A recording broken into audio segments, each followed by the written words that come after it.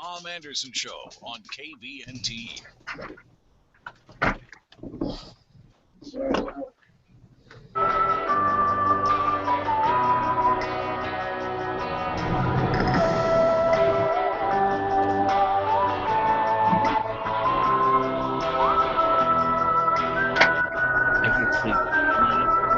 All right, welcome back, or welcome to yesterday on the show. I'm like, the show's ending, and I'm giving out the number, and then now I'm beginning the show next day. Welcome back.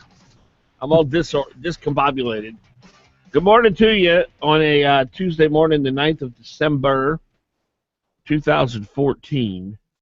Dan Fagan, Glen, Biegel, Bonnie Cameron here on KOAN, KVNT. We are streaming on the web, danfagan.us. Video and audio.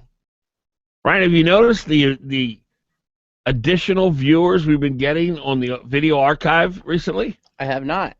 Yeah, we had over 100 yesterday. Oh, wow. And, you got to realize that, this is, people don't really know how to get this. So the fact that people are finding us without us really able to, connect them to it. And just so you know, danfagan.us, we video stream the show every day live, video and audio. And then we also archive all the shows, video and audio. So if you miss part of the show or you hear part of it, you got to get out of your car and you got to go somewhere, you can always go back to danfagan.us and then just look at the part of the show that you missed. So that's always something that's available to you. Welcome, Bonnie. Welcome, Glenn. Morning. How's everybody this morning? Terrible. Really? You having a bad day? No, actually, I splurged. This is the last day. Well, actually, I don't know if we want to talk inside politics, but I went to get my McDonald's soda. Took 5 minutes extra, so I got here late. Well, look, late is... Late is 2 minutes early. Yeah. Late is not 2 minutes early. Late is once you hear the open, if you're in your chair, you're not late. Yeah, okay. Yeah, you're fine. We're in good shape then. You were logged in on time. All right. So, Gruber... He's back at it again? Well, he's testifying today. Oh, this ought to be funny. This should be interesting. Apparently, I'm told, and Brian, you told me this, I haven't seen anything on the web about it. He's apologizing, is that right? I just heard it on the top of the hour news as we were kind of getting ready here. Yeah, they're grilling him on He's everything. apologizing for telling people the truth? I mean... Well, calling people voters stupid. Yeah, I'm sorry if you're stupid is what he really means. Sorry they videotaped that. Well, Yeah. Sorry I got caught. Look, the Democrats, he is actually... I don't know whether stupid is the right word. Well, that's Well, what it's his words, not ours. Democrats don't ask Democrats questions about what they're doing. As it turns out, this is what Obamacare has done, by the way, if you haven't been paying attention. Poor people can't afford to go to the doctor. Yes, they have insurance. No, they could never pay the deductible. No, they're not going to the doctor. That's the result of Obamacare. And maybe that's what the Democrats wanted. I mean, honestly, I don't think they know. I don't think they cared. All they knew was Republicans didn't want it. We don't really know what's in it. Democrats are for it. Let's not ask questions. That's stupidity. Well, I mean, that's his description. Gruber's description of a person who does that is a stupid person. Because they don't care. They're so partisan. They don't care what the truth is about a bill. As long as Republicans don't like it and Democrats are for it, hey, it must be a great bill. Let's not find out what's in it. And the media says, okay, well, whatever you guys say. That's basically what he's describing as stupid is what I just said. Apparently, Gruber has not begun testifying. He will be testifying later today. Yeah, they were. According to Fox News. They were asking him questions, is what they were saying at the top of the hour there. They being who? The Fox News said they were doing it as they were speaking. Well, according to the website, he's going to testify this afternoon. Yeah, Herman Cain was saying that they were going this too. afternoon, yeah, that's in 2 hours. So. Okay, well, I guess with East Coast time, maybe they have started. So the news said that he has already begun testifying? That's what Herman Cain said. Okay. Well, he's got his news nuggets, so he would know. Yeah, of course, let's see, what is it? It's 10 a.m. in East Coast time, but you never know. I bet if we deep fried some of Herman Cain's news nuggets, they'd be tasty. Am I on food here this morning already? There's just something about his voice that's so good when he says that. Yeah. I love it. News nugget. So Joe Bailash is joining Dan Sullivan, senator, as his chief of staff. I'm really impressed with this young man. You know, he comes across, you meet him, you think he's, just got out of college, but the way the governor talked about him and the way others have talked about him, the guy really, apparently, is pretty brilliant. Who is it again? Joe Bailash. Okay, Former yeah. DNR commissioner. DNR commissioner. The one Bill Walker didn't like. Now, is Senator Sullivan, is he picking a fight with Walker? Because that was like one of Walker's big deals. It was the debate that Brian and I were at out in the Valley. Bill Walker literally did not answer a single question except for one. I'll tell you this, I will fire Joe Bailash. That's literally the only specific he gave us. Is that an exaggeration, Brian? Nope, that's very true. That's He was very only guarded. thing he would say. So clearly, it could be. You got to remember, Bailash worked for Dan Sullivan. He was his assistant DNR commissioner. Oh, that makes sense. So there's history. You're right. Okay, so there's history there. So he doesn't need a meeting to decide or a study to decide if he needs to get rid of Joe Bailash. He just This is what people should know. Any claim that this is specifically to thwart or cause difficulty for the Walker campaign has got nothing to do with it. They got history. He likes him. He thinks he's qualified and capable, regardless of the bad blood between Bailash and Walker. Now I do have some good news, and I think most of you probably have seen this. And apparently, that silver plan you chose? No, I'm not. A story on it. She put it up late last night. Apparently, Walker's not going to be able to expand Medicaid because the current system we're using is such a mess. And apparently, even though the federal government will fund 100% of it initially, the starting cost to getting it going will need appropriations from the legislature. So the legislature can still block this move. So it's not as easy as just saying, I'm going to expand Medicaid? Apparently that's the case. It's just not that easy, they're finding. Well, I'll let you guys over-under on whether or not this gets through the legislature. Well, they quoted Mark Newman and said, well, I think it could work, So, you hear people are already starting to crumble a bit. Well, Mark Newman, that didn't surprise me much, but Dunleavy said, well, I'm studying it, which I like Dunleavy a lot. I think he's got backbone. You never know. I may be wrong about that, but I think he's on finance, and he's not going to, if anybody can block it, he can. So I'm confident those guys are going to get in there and block this. It'll be tough. Look, the legislators have to sit down in a room together, and they have to say, look, Alice Rogoff is going to make us look like Nazis. We are going to be so demonized in the next 4 years. We got to man up right now. We got to make up our mind. Are we going to take on the media and trust the Alaska people to see what's right, or are we going to buckle? Because if we're going to buckle, let's just buckle now and not go through all this. Let's just go ahead and let Walker run the gamut and do what he wants, or we're going to fight. And I think that's what they need to do. You Make agree? a decision. Make a decision. Are we going to stand up to all of this stuff? I think there are some smart political moves that they could do. Like, for instance, they should go to Dan Sullivan and Lisa Murkowski and say, look, you're taking $4 billion of future of money from our kids and from our taxes. You're talking about the Medicaid now. Yeah. And you're thinking about giving that back to us. Why don't you just give that back to us? How about you guys go down to Washington, D.C., give us back this money. We don't want to expand these welfare rolls. We'll figure it out, though. We will do something, but we're not going to do that. 569-1080. That's our number, 614. We will do something, but we're not going to do that. 569-1080. That's our number, 614.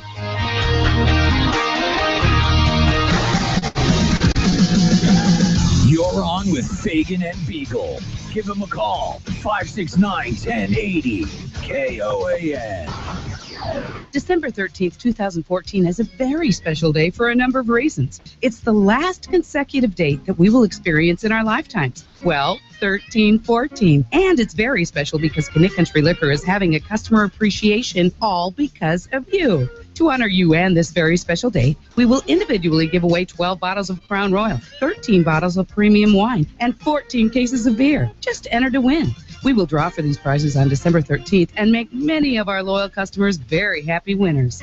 Shop and enter to win at any or all of our locally owned and operated tax-free locations. Mile 49 Parks Highway, Mile 4.5 Connect Goose Bay Road, Palmer Wasilla Highway at Four Corners, and Cubby's Market, mile 98.5 Parks Highway. We think you're pretty special every day, not just 12, 13, 14. No particular purchase necessary. Keeping the valley in good spirits, yeah. Connect Country Liquor, oh yeah. KKL. You need a website. Why not do it yourself?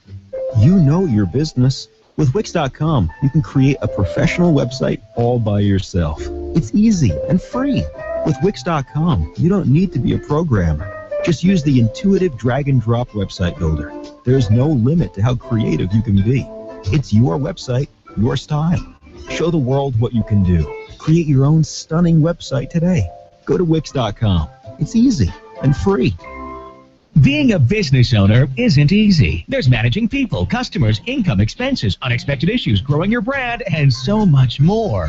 Ready to be more efficient in everything you do? Then listen to Getting Down to Business with David Weatherholt. Each week, David gives you the inside scoop on the latest business news and trends, along with tools for keeping your business on track. Getting Down to Business with David Weatherholt. Saturday from 8 to 10 a.m. on Hot Talk, KOAN 95.1 FM and 1080 a.m. Hot Talk, KOAN, man. You're on with Fagan and Biegel. 1080KOAN.com.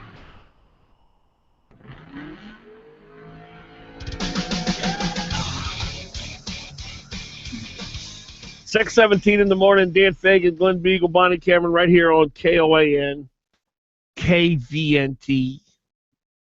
Streaming on danfagan.us. Our number 569-1080. 569-1080. We're talking about the Medicaid expansion.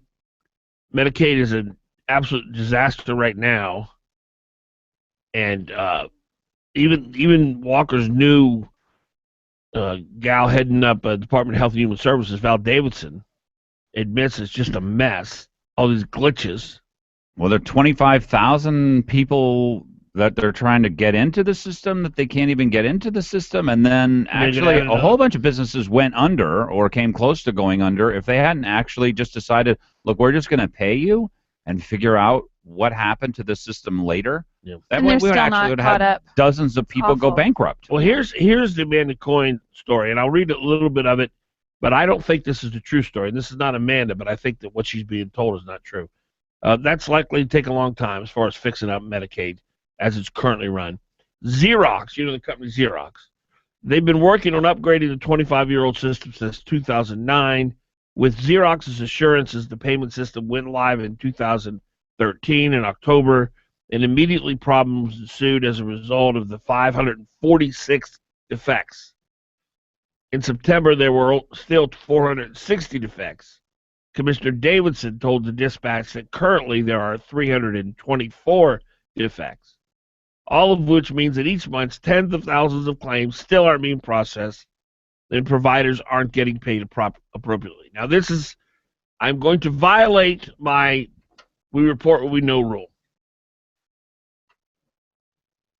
I don't think it's Xerox. My understanding of government and how dysfunctional it is and how you can't fire anybody if they're a screw-up, I guarantee you this is not Xerox. Now, that's me speculating. I can't prove it. But Xerox, you don't perform, you're fired. It's a bottom-line mentality company. My suspicion, now this is the government, and you got to realize, here's where the private sector is handicapped. If Xerox were to come out and say, well, no, it's not us, it's the government, boom, there goes the contract. Yeah. That's my suspicion. I don't know that for a fact, but dysfunction is so inherent in government because of labor unions and the lack of accountability. I don't blame Xerox for this. I could be totally wrong. Is that a fair suspicion, Glenn? Sure. Yeah. Yeah. This is a huge technological marvel. Frankly, it's like reinventing the internet, trying to figure out how to get all of these people, figure out what services that they were given, who's owed money, how much they're owed. Frankly, it's an amazing attempt to tie all this stuff together. So it's hugely difficult. Now here's what I'm not surprised. Amanda goes on to write. Even if the system were up and running, it's still unclear if Walker needs legislative approval before expanding Medicaid, a legislative opinion indicates that Walker could take executive action, but the legislature would need to appropriate any funds, even though the feds have agreed to pay 100% of the cost through calendar year 2006. There will likely be other costs associated with implementation. So, look, this is going to take great courage from the legislature. And you just articulated their message. I agree with your message, which is let's not aid and abet Obamacare. But that's not the way the media is going to portray these legislators who stand up to this. They don't like poor people. They don't like old people. Well, if they don't have an alternative message, they are. You laid out exactly what's going to happen. The Alaska Dispatch, all the left-wing media sources, KTUU, KTVA, they're all going to come after these legislators. Hammer and tong. You listen, legislator, I'm telling you, read my lips. You hate poor people because there are poor people who want medical care and you won't give it to them, even though it doesn't cost us anything. Of course, it does cost us something. Of course, the federal government is taking our money, taking our kids' money, and then not giving it back to us. So I think that our legislature needs to work with our Senate candidates, Young, Murkowski, Sullivan, and say, we are going to go back and fight for this money to come back to Alaska, the $4 billion that they're planning on sending here, or whatever the number is, $2 billion, whatever it is. And we're going to fight for that money to come back here under our control, not under their control, not under Medicaid expansion, because we don't want able-bodied single people on welfare permanently. We just don't want that. That's bad because it keeps people on welfare. I wish I would have saved the clip of the KTVA story where they profiled this 23-year-old gal. I told you about her on the show the other day, where she worked at a day school or a preschool thing, and she didn't have health insurance, and she's now going to get, thanks to the Medicaid expansion, because she's not getting health insurance. She's getting welfare. She will not pay a dime. She will not pay anything. That's not the way the story went. Okay, you're right, and that's the true reality of it. She basically, what the reality, the story what the story said was, finally so and so for the first time in her life will have health insurance and peace of mind, and she's so excited, and they got her there. She's I'm so excited to get health insurance. What the story should have said was, finally, this gal will now be a welfare recipient and basically a government dependent. Yeah, and even though she's 23 years old, has a job, and is able-bodied. Yeah, and the real sadness of it is, if she gets married, she'll lose Medicaid, so that's an incentive not to get married. Crazy to get married. If she gets a raise, she could lose Medicaid. It's an incentive not to get trained, if she not to get education. Pregnant and marries the husband, she could lose the Denali kid care. So you don't want to do that either. But if she gets pregnant without a husband, she'll have more money. Yay! It's a perfect plan. Yeah. I'm going to get pregnant without a husband. Good. More cash, man. All right. Good plan. Give me some of that government money. Government cheese. Anyway, but I guess my point is this. If the current legislature has got to be smart politically about this, because people hate Obamacare. This Medicaid expansion is an expansion of Obamacare. They specifically didn't allow for people who made under a certain income level access to the subsidies for health insurance. They wanted them on welfare. I think they want all of us on welfare, frankly. That would be my guess. So this is an expansion of Obamacare. They need to turn it back to Obama. Obama's taking our money, taking our kids' money, and not giving it back to us unless we spend it in exactly the way that he wants. We need to make the argument about him. We may need to make the argument about not expanding Obamacare. But if they don't come up with any alternative story, finished, dead, toasted, roasted, we'll lose this battle. This will be on the front page of the paper every single day for 4 months. Literally 4 months, every single day, poor people starving, poor people dying, poor people, and the legislators with, looks of surprise and shock on their face. Don't you think the public is starting to catch on to that, though, and know that if the newspaper is that against you, then you might be doing something right? I would imagine they'll eventually catch on to it. I like Dan's idea of just staying strong and banding together and saying, we're not going to do this. Well, I want the money back. Look, they've already appropriated the money at the federal level. The idea that they're going to spend our federal tax money and our kids' money and our corporations' money and not give us whatever, quote, our fair share is, in other words, waste it somewhere else, that's totally irresponsible. That's not acceptable. And states, frankly, this is the big battle that we're in right now.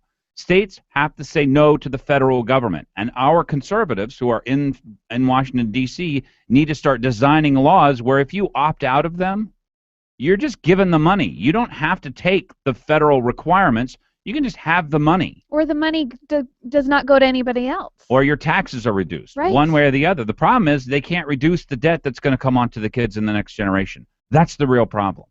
So, I mean, there really is no good.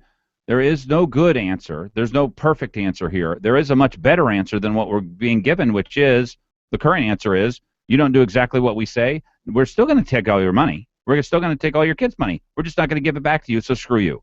That's the current answer. That's a bad answer. And states need to be offended by it, and our politicians need to realize that's what's going on. So they have to fight against that because people in states don't like that. Right? Americans don't like the idea that they're still going to steal our money, still going to steal our kids' money, and we're not going to get anything good from it. So that's my suggestion, is that at least they make some kind of an argument about how ridiculous this is. Mm-hmm. That's it. Who do you see in the legislature rising up as the best, resistance to this expansion? Who do you? Is there a point person that you say, well, they're a rising star, they can do it, or? Yeah, I think who was the guy I didn't like out in the Valley who I was giving trouble to? He had a primary opponent. I don't remember. You remember? He was on the finance committee. He won or he lost? He won. He's in there now. Dunleavy? No, in the House. Stoltz? Stoltz, yeah. Okay, so I think Stoltz. Stoltz? I think he's probably going to do it. That would be my guess. And Bill Dunleavy, yeah. Bill Stoltz. Yeah, that'd be my guess. Have you ever talked to Bill? Have you ever met him? Yeah, I've met him a few times. You've heard him talk? Mm-hmm. Yeah, he's been on the program a few times. You think he's a good? Well, that's my guess as to persuasive guy. Who it's going to be. Good orator. Is this not a great orator? Guy? The orator needs to be Sullivan, Murkowski, and Young. That's who the orators need to be, because essentially they're untouchable. Yeah. If the media starts portraying them asking for our money back and our kids' money back and us to get out of these programs and stop expanding Obamacare, that's a pretty powerful Speaking message. of Lisa, it's going to be so fascinating watching her over the next 2 years. Oh, yeah. Because leftists love her.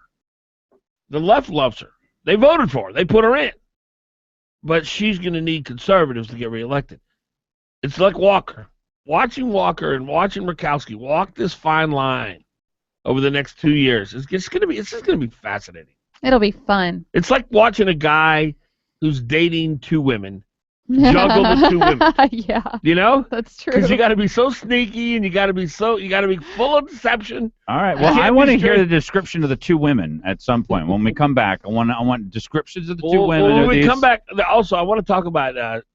Did you guys see Sharice Millett's Facebook page with Joe Biden? Mm-mm. I'm gonna just show it to you real quick. Look, that's Joe Biden. Oh my gosh! That's so awkward. Oh. That's last night. Mickey. It's not as bad as it looks. It looks really bad. We'll tell you what happened after this. 6:20. We'll tell you what happened after this.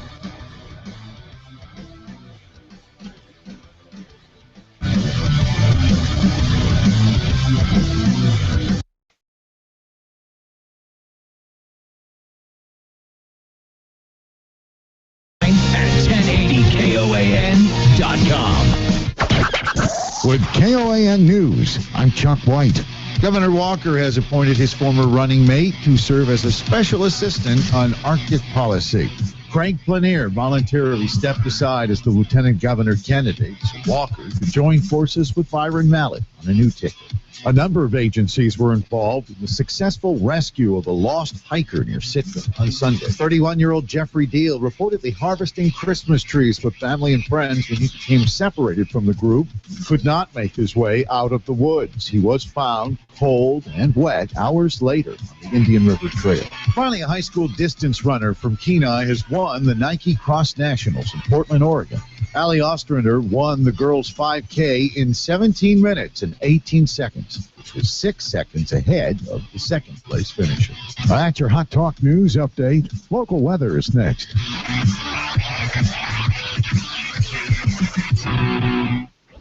Intervals of clouds and sunshine today, along with a couple of snow showers, high 31. Tonight, patchy clouds with a couple of snow showers, low 22. Then we'll have partial sunshine tomorrow with a high 26. Patchy clouds tomorrow night with a low 17.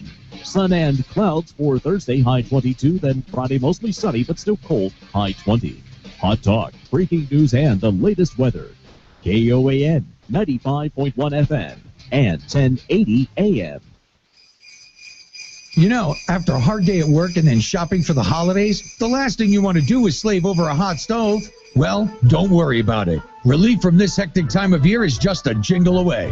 Call 333-8000 and ring in the holidays with the Sicily Season Greeting Special. 2 large 2-topping pizzas for only $11.99 each. So relax and let Sicily's deliver hot, fresh, delicious pizza, pasta, calzones, wings, and salads right to your door. It's fast, easy, and affordable. Call 333-8000 and ask for the Season's Greeting Special. 2 large 2-topping pizzas for only $11.99 each. For the only 24-hour-a-day delivery in Alaska, call 333-8000 or save 20% by ordering online at SicilysPizza.com. Best ingredients, best pizza, Sicily's. Wishing you and yours a safe and happy holiday season.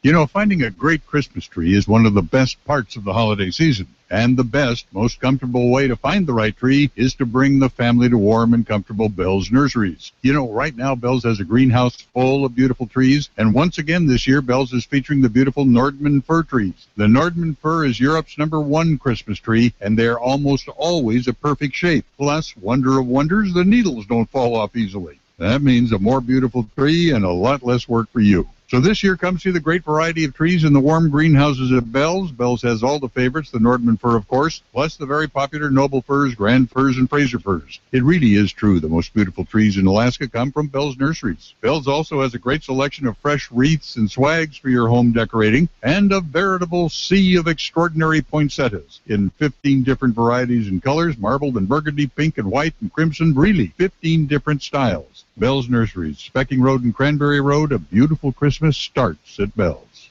If you're ready for the movies, there's just one place to go. Check out movies8.com. It's showtime, movie times, previews, and more. Get tickets, win some. Lots of information to explore. Great restaurants. Now you'll know just where to go. Before and after every show, check out movies8.com. It's showtime. Local news, weather, and the Dan Fagan Glen Biegel Show on Hot Talk. KOAN. Brought to you by Connect Country Liquor. With 4 convenient locations in the Valley and Talkeetna, you won't find a better selection.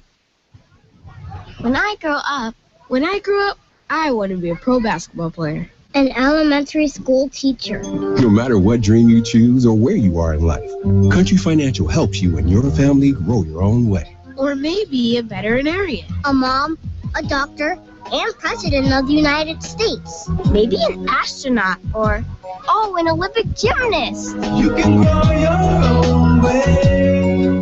We know some dreams take a little longer to achieve, which is why your local Country Financial representative offers helpful advice on everything, from auto and home insurance to financial planning, education to retirement, and business insurance too, so that you can continue to grow and dream.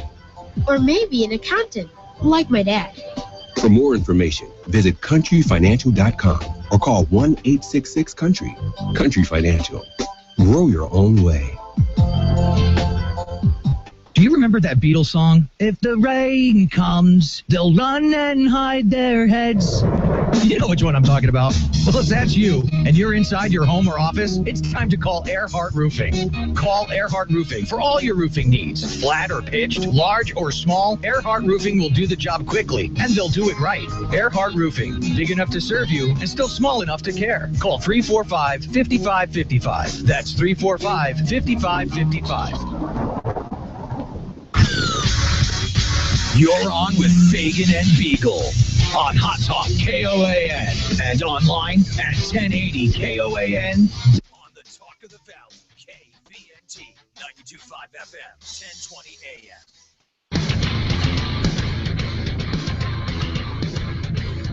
AM. Welcome back. Dan Fagan, Glen Biegel, Bonnie Cameron here on KOAN, KVNT, streaming on danfagan.us. Our number, 569-1080. 569-1080.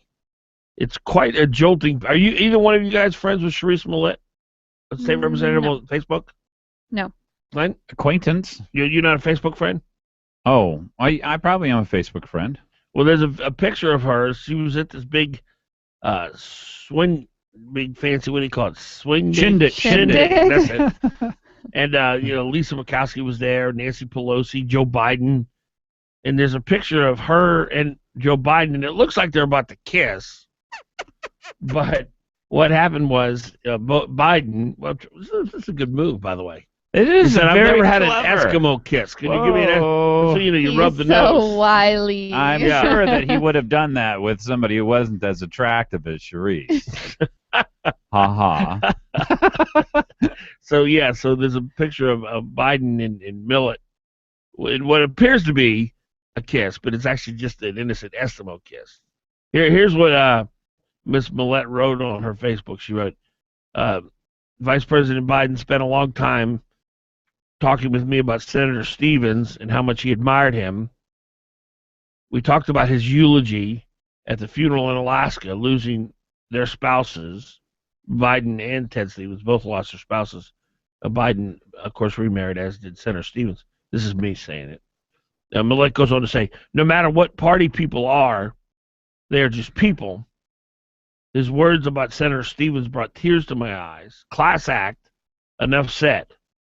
VP Biden, you are a good guy. Thank you for being a brother to our U.S. Senator Ted Stevens and being in Alaska for his service.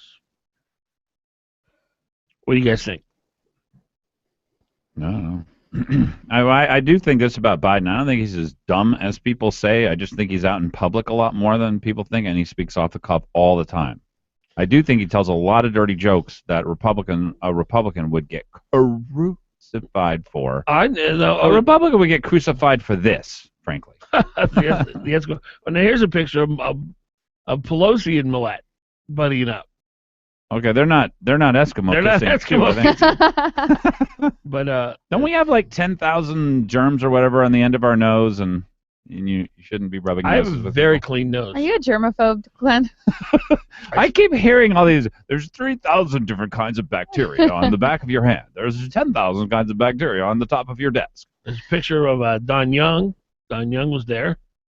It's a big soiree. Yeah, it's a very fancy place. This is not like a McDonald's or anything. And well, I hate to tell everybody, the vast amount of money here in our country flows through Washington, D.C. So anytime you go around there, you're going to be amongst the richest people in our country and obviously the most powerful. That's literally. I mean, you look at the Washington, D.C. area, the suburbs, highest per capita income. 7 out of 10 of the richest areas in our country are in and around Washington, D.C. The wealth flows from government. Luckily, though, they get to send their kids to private schools. So nice. That really makes me feel good because, they wouldn't want to have to go to public schools. We're sending their kids to private schools. Yay! Why is that, by the way? I got invited to the White House. I was down in Washington, D.C. doing my show there for a week. We went with the group Alaska Builders and Contractors, and they sponsored it and flew me down there, and I covered their conference, and I stayed at the Hilton where John Hinckley was shot Reagan, and we did our show there every day, and I stopped by to see Senator Stevens, and he was so excited to see me I should tell you the story first, but I'll just give you the punchline. That was no big deal. That's what Senator Stevens was like. If someone from Alaska would come to his office, this is what his staffers told me, he'd always make a huge deal about them, just because they were Alaskan. Now, at the time, I thought, wow, I really am a big deal. But apparently, this is what Senator Stevens does. So I went in and visited with him a little bit. He took me to eat in the Senate dining room. Made you feel like you were one in a million. Oh, huh? I thought I was the biggest shot on the planet. I mean, you're looking around, there's everybody. You know, Leonard, Sarah, Bob Dole was there at the time, Landrieu, all these people. You know, it's like, wow, I'm sitting here eating with senators. And so, you know, we did that. And then toward the end of the meal, he says, you know what? Why don't you come to the White House with me tonight? It's a fundraiser. But I have my show to do. Bummer. I know. I should have done it from the fundraiser. It's one of my greatest regrets. And I said, Senator, I've got to be on the air, like, because it was, you know, the DC time, and I literally had an hour and a half to get back to the hotel. Now, what did you learn while you were there? Because I know that the visual experience is very, very powerful for people. Well, I mean, I have been to Washington, D.C. many times. I've been to, you know, I had been to the state capitol. And he got me into the White House too for a tour. I took a tour of the White House, and that was the first time I had done that. But you know, I'd been to D.C. It wasn't that big a deal to me as far as being exposed to it. What would the people find shocking, the most shocking about it? I mean, if you were an average person and you thought, well, I kind of know how government works and I'm familiar with it, I mean, what would they find? Well, you know, surprising? I was just there that one day. You know, I think what I saw was probably not what really happens. Yeah. Because, like, if you were to ask me that question about the Alaska state legislature or the Louisiana state legislature or the Texas state legislature, I would say you wouldn't believe it. It is it's a parade of lobbyists. And it's just money and influence, and it's, you know, backroom deals, and it's, you know, so I can describe that process because I've actually lived it. I've covered it for months at a time. Well, is Sharice's experience far more common than anybody here realizes? Because what we see and what's played before our eyes and in our ears is this partisan divide, and everybody is just, what she sees is she goes there and they are partying it up. No, see, here's the thing. If you were to look at the state legislators as a smaller example of what goes on, you know, it's magnified in the federal level because the money's so much greater. Mm-hmm. But I would say that, yeah, that's probably true. There's an inside the Beltway crowd. They're chummy. They fight. You know, like in the Alaska legislature, you'd never see Ted Stevens hanging out with Les Garrett at a bar. There was partisanship, but they still hung out. You know, it's a small world. And that was the same with Louisiana and Texas. So, you kind of got the, hey, we're on the inside even though we're separate and we're at war. And I think it's probably the same in D.C. I can't speak to how it is in D.C., but I would imagine. And, of course, you got to realize this is not, I don't think Ted Cruz would have gone to this party. And that's my guess, I was wondering about that, actually. Yeah, I don't think Rand Paul would have showed up here. Yeah, because they're just not going to enjoy the company, and they're not going to be able to make nice with people who they are, you know, in a real way and that at war makes with. me like them more, honestly. Well, yeah. I mean, you don't have to take things personally. You can get along with people. I think they mean them personally, though, towards Ted Cruz and changing Rand the Paul. Constitution, ignoring all the laws that were passed about immigration, that's kind of a personal thing. I mean, it's kind of a big deal. That's basically why we elected people. I mean, if they don't care about those things, they really shouldn't be in office. Yeah. I don't think people elected them to go there and make nice. 569-1080, 569-1080. Fagan, Biegel, Bonnie, 644. 1080. Fagan, Biegel, Bonnie, 644.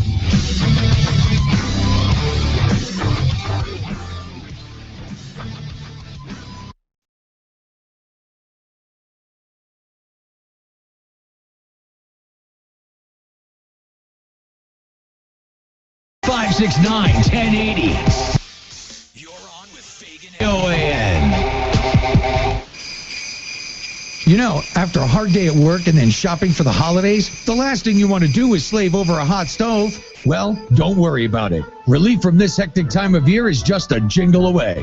Call 333-8000 and ring in the holidays with the Sicily Season Greeting Special. 2 large 2-topping pizzas for only $11.99 each. So relax and let Sicily's deliver hot, fresh, delicious pizza, pasta, calzones, wings, and salads right to your door. It's fast, easy, and affordable. Call 333-8000 and ask for the Season's Greeting Special. 2 large 2-topping pizzas for only $11.99 each. For the only 24-hour-a-day delivery in Alaska, call 333-8000 or save 20% by ordering online at SicilysPizza.com. Best ingredients, best pizza, Sicily's. Wishing you and yours a safe and happy holiday season.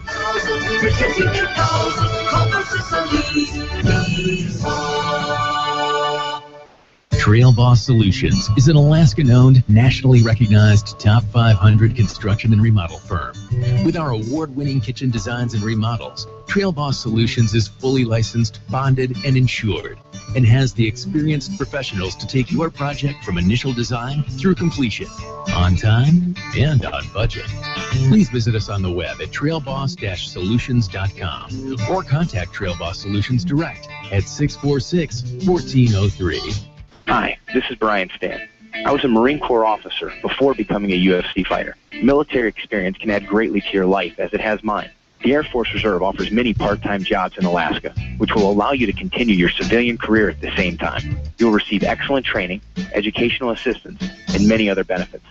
Join an outstanding team in the Air Force Reserve.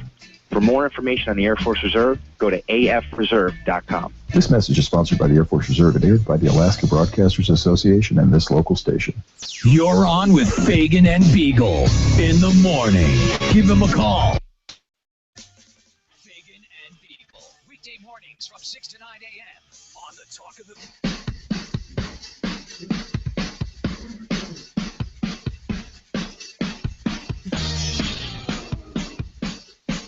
All right, welcome back. 6:47 in the morning. Dan Fagan, Glen Biegel, Bonnie Cameron sitting here. 569-1080. 569-1080. Common Core. What is it? What's going on tomorrow, Glenn? There's some kind of deal. It's tonight and tomorrow. Tonight. What is it? Who's putting it on? Laura Reinbold. Yeah, Laura Reinbold's who I've heard the most from. And it's from when to when? It says 5 to 9 is what Bonnie had it as. 5 to 9 tonight and tomorrow at the BP building. How long tomorrow? 5 to 9 tomorrow. So 2 nights, 4 hours each? Yes. Mm-hmm. Glenn, what do you know about this Common Core? I don't understand it. I guess, is it just centralization of power again? Is it the feds dictating? Well, it's definitely that. This is the way they would say it, people who are in the movement, the education movement. By the way, just to give you shorthand for what I believe any of these changes are, they're just asking for more time. More time for what? They're asking for more places to hide the bodies. They're asking for some change so that we can't track their performance. They're asking for some kind of modification. Because they did this here in the Anchorage School District like 5 or 6 times. Went from the Iowa test of basic skills to the California achievement test, then they went to some other test, a high school graduation qualifying exam, test after test after test after test. They changed it like 4 or 5 times. So more time. You could never track how they were doing. So ever. In other words, they don't want us to be onto them. Well, right. there's they don't fear. want people to realize, as was pointed out in our Mayor Sullivan's education symposiums. Look, folks, education might be great in your school, but frankly, across the state of Alaska, it stinks. And we've got a real problem here, and we should be facing that problem, not hiding the problem. So my shorthand for all these things is that, yes, they contain almost exclusively left-wing values or non-American values or values that you wouldn't recognize in your family at all.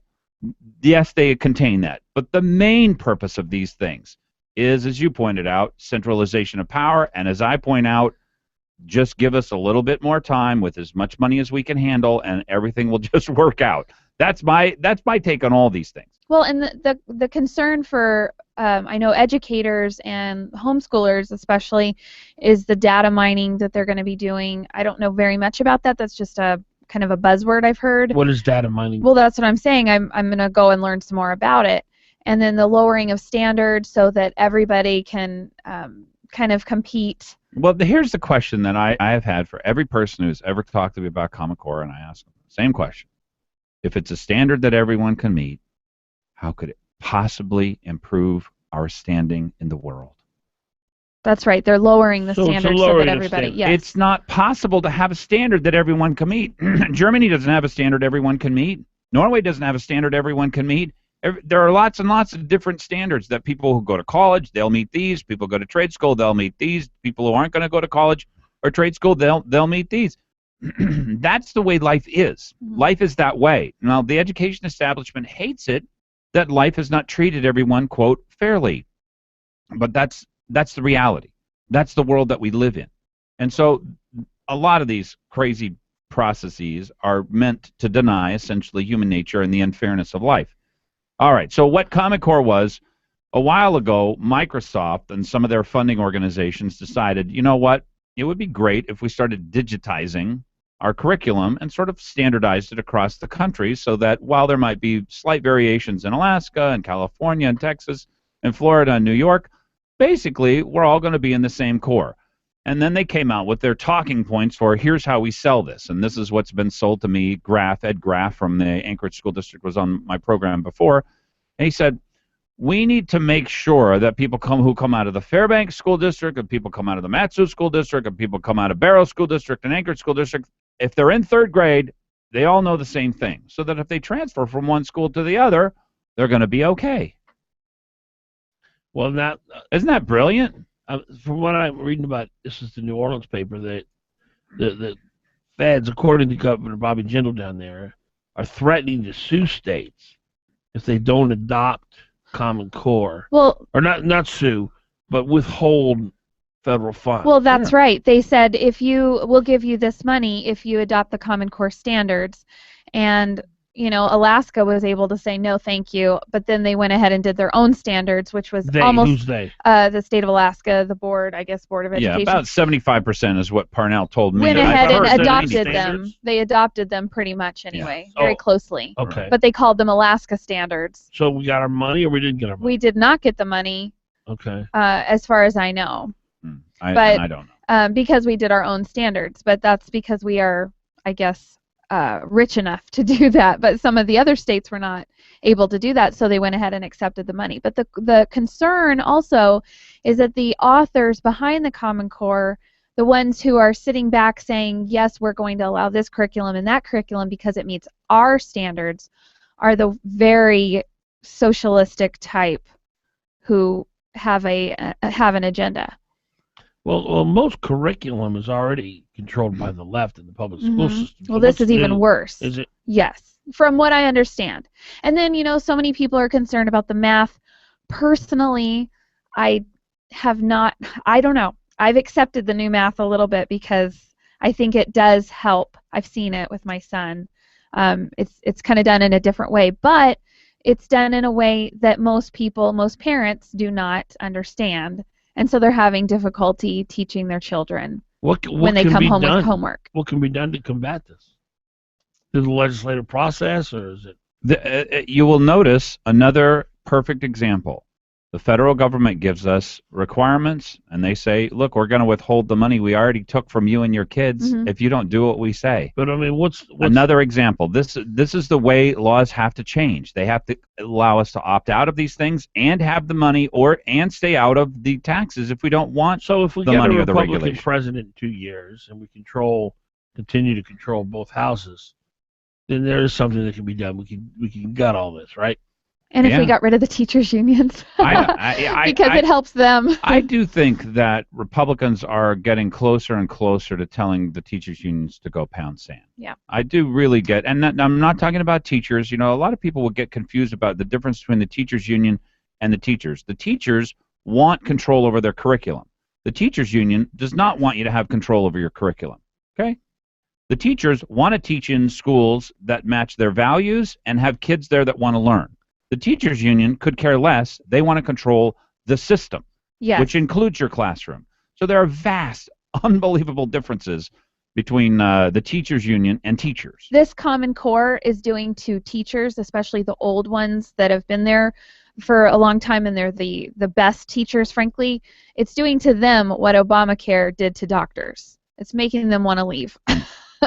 They're saying, enough with this. You're not going to dictate to me what I'm going to teach. Because, honestly, the curriculum is getting to where it tells them what to say, and they cannot go off of the script. The script, exactly. Well, wouldn't that be great to be a teacher where you're told what to say every day? I do follow that. I have a curriculum that actually, people say, isn't it really hard to homeschool? Don't you find it really difficult? And I'm like, actually, there's a script. They've made it easier and easier. But I get to choose my script. I get to choose what I want to say. Well, and some people don't go on a script. That's right. I mean, that's very important. And for now, the government is not involved in And as far as the math say. goes, by the way, I learned the old way.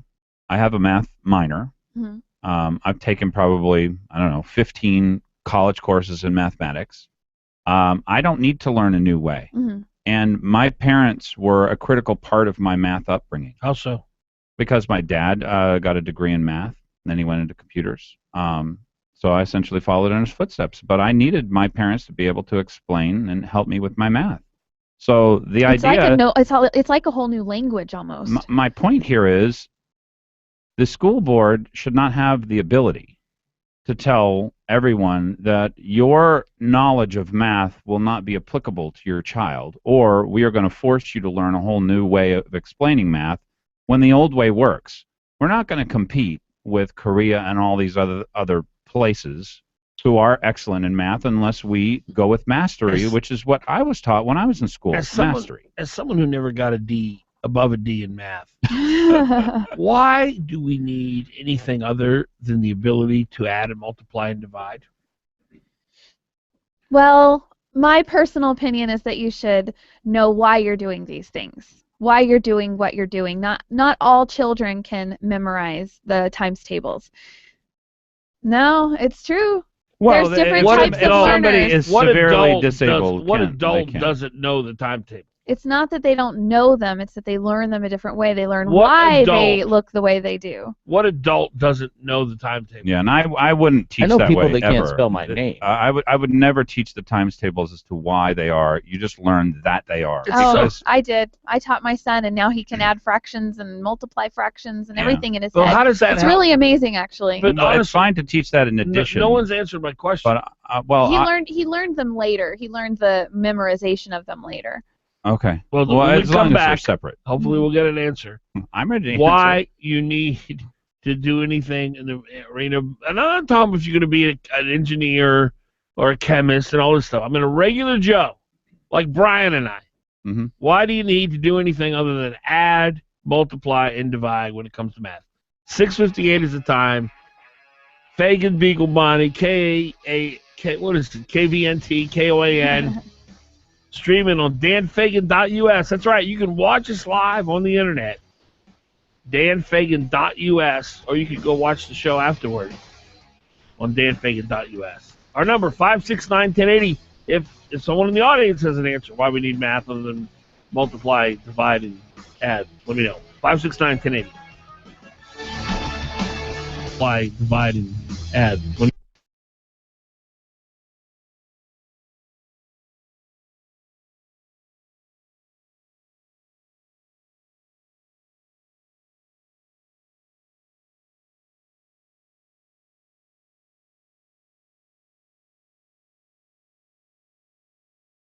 Makes it so easy. For just $159, New Sagaya sends 5 pounds of extra-large Golden King crab legs anywhere in the continental United States. And that includes UPS next-day air delivery. And New Sagaya does it right for you. The big crab legs and claws all boxed in a styrofoam box with dry ice and gel ice. It's guaranteed to arrive in perfect condition. But you'll want to avoid the rush as much as you can, so call right now. New Sagaya will program your delivery for whatever day you specify. Just call 1-800-764-1001. The King Crab Festival for just $159. From New Sagaya, 1-800-764-1001. Or order on the web from newsagaya.com. You're listening to Hot Talk, KOAN, Anchorage, AM 1080, and retranslated on 95.1 FM on K236CG, Anchorage. This is a Fox News Alert. I'm Lisa Brady. A Senate report about to be released on CIA tactics after 9/11 is fueling fiery debate over whether it should be released amid concern for Americans overseas. Fox News Radio's Rachel Sutherland is live in Washington. Lisa, some call them enhanced interrogation techniques, but the report from the Senate Intelligence Committee reportedly defines waterboarding, sleep deprivation, and other post-9/11 CIA tactics as torture. White House Press Secretary Josh Earnest. The use of these techniques was not worth it because of the harm that was done to our national values. But others say the tactics worked. Former Vice President Dick Cheney told the New York Times he'd do it all over again if he had to. U.S. embassies are on alert amid concerns over backlash. Lisa. Rachel, thanks. He called American voters stupid. Now he's calling his remarks glib, thoughtless, and insulting. I behaved badly, and I'll have to live with that.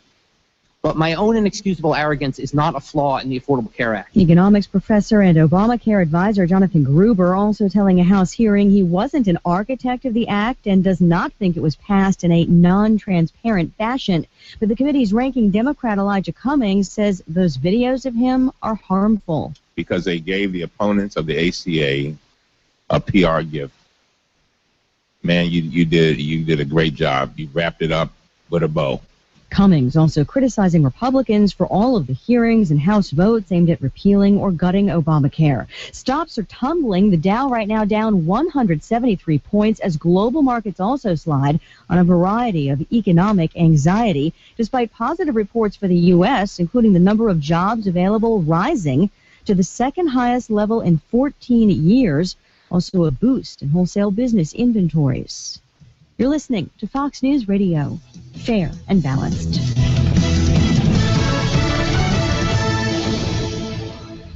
Attention men, are you urinating often, waking at night to urinate? We want to send you a free bottle of Super Beta Prostate, made with a natural ingredient that supports healthy urine flow, bladder emptying, and is shown to reduce waking at night from the urge to urinate. You can try Super Beta Prostate free. Only pay shipping and handling. This free giveaway is available while supplies last. For details, just call 800-268-8137. That's 800-268-8137. Call 800-268-8137. This holiday season, a lot of jewelry stores are talking about value and quality, but talk is cheap. At Hellsberg Diamonds, we actually show you what real value and quality mean. With our remarkable asset device, you can see for yourself how and why a diamond sparkles the way it does. Join us as we celebrate 100 years of love with exceptional quality and extraordinary value. Hellsberg Diamonds, a Berkshire Hathaway company. December 13th, 2014 is a very special day for a number of reasons. It's the last consecutive date that we will experience in our lifetimes. Well, 1314. And it's very special because Connect Country Liquor is having a customer appreciation all because of you. To honor you and this very special day, we will individually give away 12 bottles of Crown Royal, 13 bottles of premium wine, and 14 cases of beer. Just enter to win. We will draw for these prizes on December 13th and make many of our loyal customers very happy winners. Shop and enter to win at any or all of our locally owned and operated tax-free locations. Mile 49 Parks Highway, Mile 4.5 Connect Goose Bay Road, Palmer Wasilla Highway at Four Corners, and Cubby's Market, Mile 98.5 Parks Highway. We think you're pretty special every day, not just 12, 13, 14. No particular purchase necessary. Keeping the valley in good spirits, yeah. Connect Country Liquor, oh yeah, KKL. It's the time of the year that true Alaskans live for. It's ski season. Grab the kids and the skis and head up to Hilltop Ski Area. Now open 3 p.m. on weekdays and 9 a.m. on weekends. Hilltop Ski Area offers great prices on lift tickets and even offers discounts to students, military, and seniors. Don't know how to ski or want to become a shredder? Sign up today for ski and snowboard lessons. Visit us online at hilltopskiarea.org or call 346-1466. Celebrating our 32nd year of operation, Hilltop Ski Area, providing fun for Alaska youth and their families. When I grow up, I want to be a pro basketball player. An elementary school teacher. No matter what dream you choose or where you are in life, Country Financial helps you and your family grow your own way. Or maybe a veterinarian. A mom, a doctor, and president of the United States. Maybe an astronaut or, an Olympic gymnast. You can grow your own way. We know some dreams take a little longer to achieve. which is why your local Country Financial representative offers helpful advice on everything from auto and home insurance to financial planning, education to retirement, and business insurance too, so that you can continue to grow and dream. Or maybe an accountant, like my dad. For more information, visit countryfinancial.com or call 1-866-COUNTRY. Country Financial. Grow your own way. Glen Biegel, you have beautiful teeth. Why, thank you, Dan Fagan. That's because my family and I have gone to Dr. Dan Kiley for years. I get scared at the dentist. Dr. Kiley knows people like you are afraid, so he creates a relaxed atmosphere at his office. People actually like going to the dentist for Dr. Kiley. I know it's important to have good dental health. And you look better with good teeth. And Dr. Kiley offers cosmetic dentistry along with general care. Visit Dr. Dan Kiley at lakeotisdental.com. Call him at 562-9209. Hot Talk, KOAN, man. You're on with Fagan, Biegel. Weekdays, 6 to 9 a.m., the Talk of the Valley.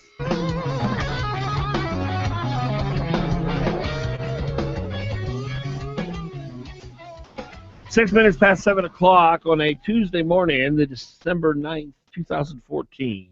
Welcome. Dan Fagan, Glen Biegel, Bonnie Cameron, broadcasting on KOAN, KVNT, streaming live video and audio on danfagan.us. Our number 569-1080. Mike Daniels is the head of Country Financial in Alaska, where there are 13 locations. Country Financial has a very heavy presence in our state, and they've been helping Alaskans making the most of their finances, making good financial decisions. It's what they do. It's their gift. It's their calling in life. Mike Daniels and his team, they're very serious about helping you maximize your wealth. You know, we just don't have time in our regular lives to keep up with all there is in the financial planning world. Well, the folks at Country Financial, country representatives, that's what they do. They're really good at it. And when you sit down with them, you'll realize that right off the bat. Go see the folks at Country Financial. Here's the number, 866-COUNTRY. 866-COUNTRY. Country spelled COUNTRY. Our number, 569-1080. 569-1080.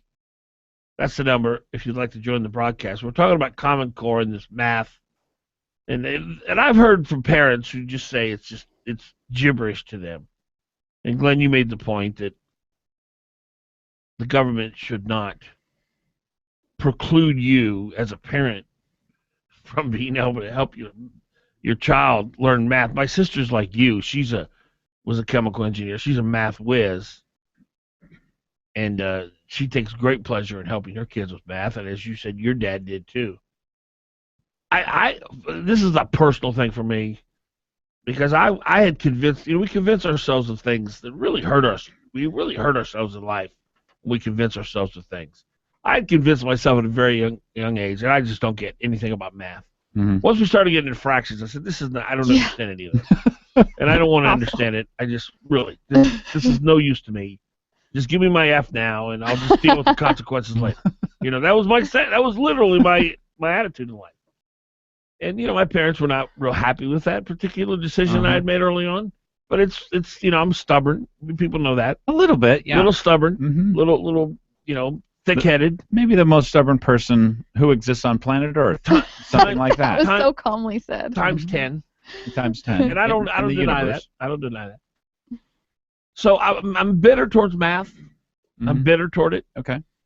And I probably could have got enough to where I could have gotten by. But my whole point, which I to this day stand by. Okay. I don't need to know anything other than to add, subtract, and multiply.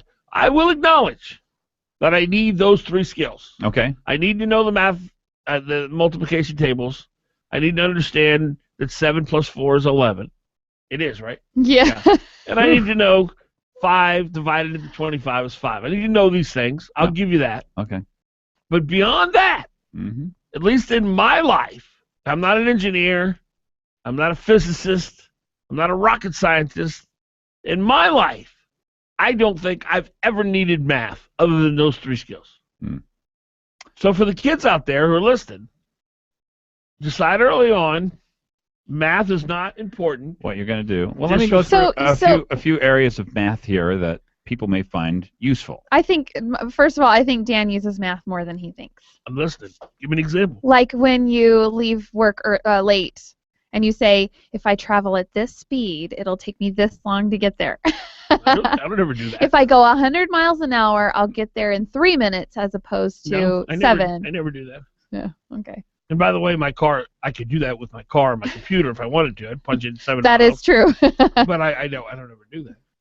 So the areas of math that I use regularly are statistics. Hold on. We're not talking about you. We're talking about me. Regular Joe. Okay, you use statistics. How do I use statistics? Well, you need to be able to compare various circumstances and situations. And if you don't understand the meaning of the numbers and a population and how this population compares to that population and what a valid sample is, those are all based on math. Okay, but their foundation, their fundamental reality what is skills math. do I need? You need to understand statistics. Statistics are very important. If you don't understand statistics, people can convince you literally of anything. So if I see that 73% of the people out there hate Obamacare, what math skill do I? Do you need to understand the meaning of the Okay, word? well, who are the people? Well, we're talking about math skills here. I know, but math is the underlying foundation. So if they survey certain kinds of people, like the Democrats constantly do, and okay, let me add a skill that you need. Okay, good. I need to understand the meaning of numbers. So those are the 4 skills. All right, good. You need to be able to multiply, add, subtract, divide, and understand that 10 is greater than 9. Well, there also are what sample, what your population is. I mean, these have to do with This is all comes under the confines of understanding the meaning of numbers. No, it doesn't. I just totally disagree. Statistics was a college level course that I took. Probability was a college level course that I took. For the rest of it, I think most of college does not have to do with what you're supposed to retain. It's about mental training and what you would be capable of if you were required to do it in a job. So I think that's a lot of what, I am able to do high-level thinking for long periods of time because I went through a ridiculous number of math courses. Math now? You've succeeded in my point? Or No, what I'm saying is the math was mental training. Okay, there is no other way to get you're that kind of, telling- or that's one of the easy ways to get mental training. Okay. That may be true, Glenn, Okay, good. but that's not the answer to my question. It very well may be, just like going to the gym, lifting weights will make you stronger. Yeah. That your brain may get more exercise by digging into things in the mathematic realm that are very difficult to understand.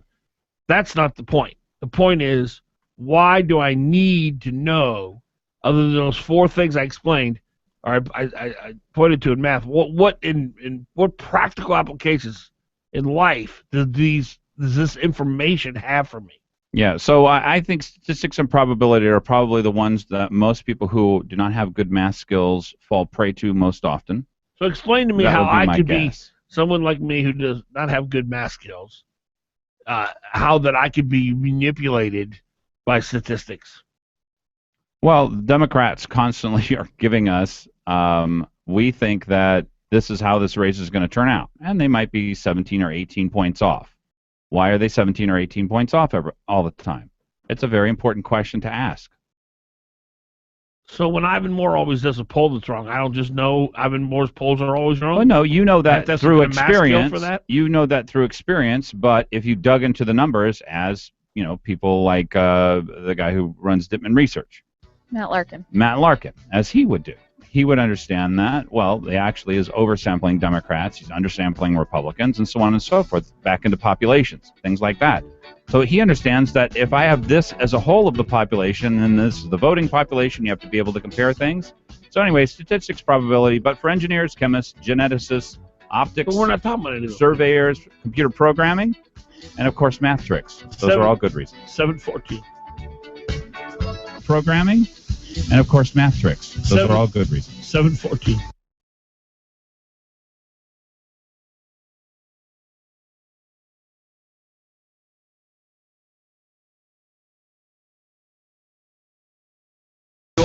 with Fagan and Biegel. Give him a call, 569-1080, KOAN.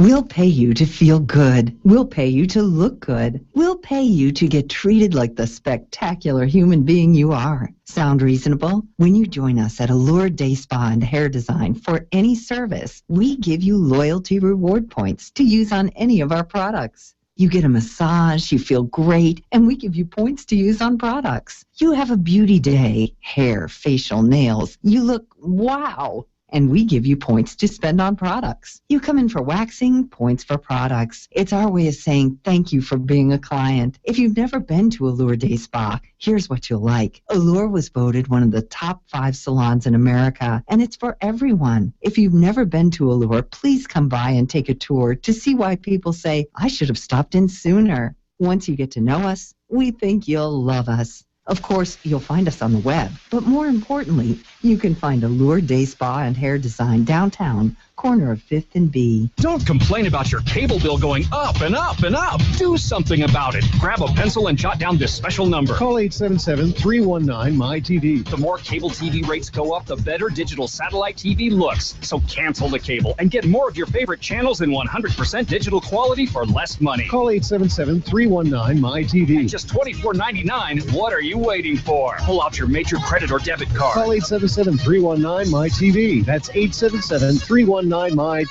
Are you unsure about how to use the health insurance marketplace at healthcare.gov? I was, until I went to a free educational session presented by a United Way navigator. I got questions about the Affordable Care Act answered, learned about options for coverage, how to use the online marketplace, and got assistance with enrollment. Now I'm signed up for the healthcare coverage I need.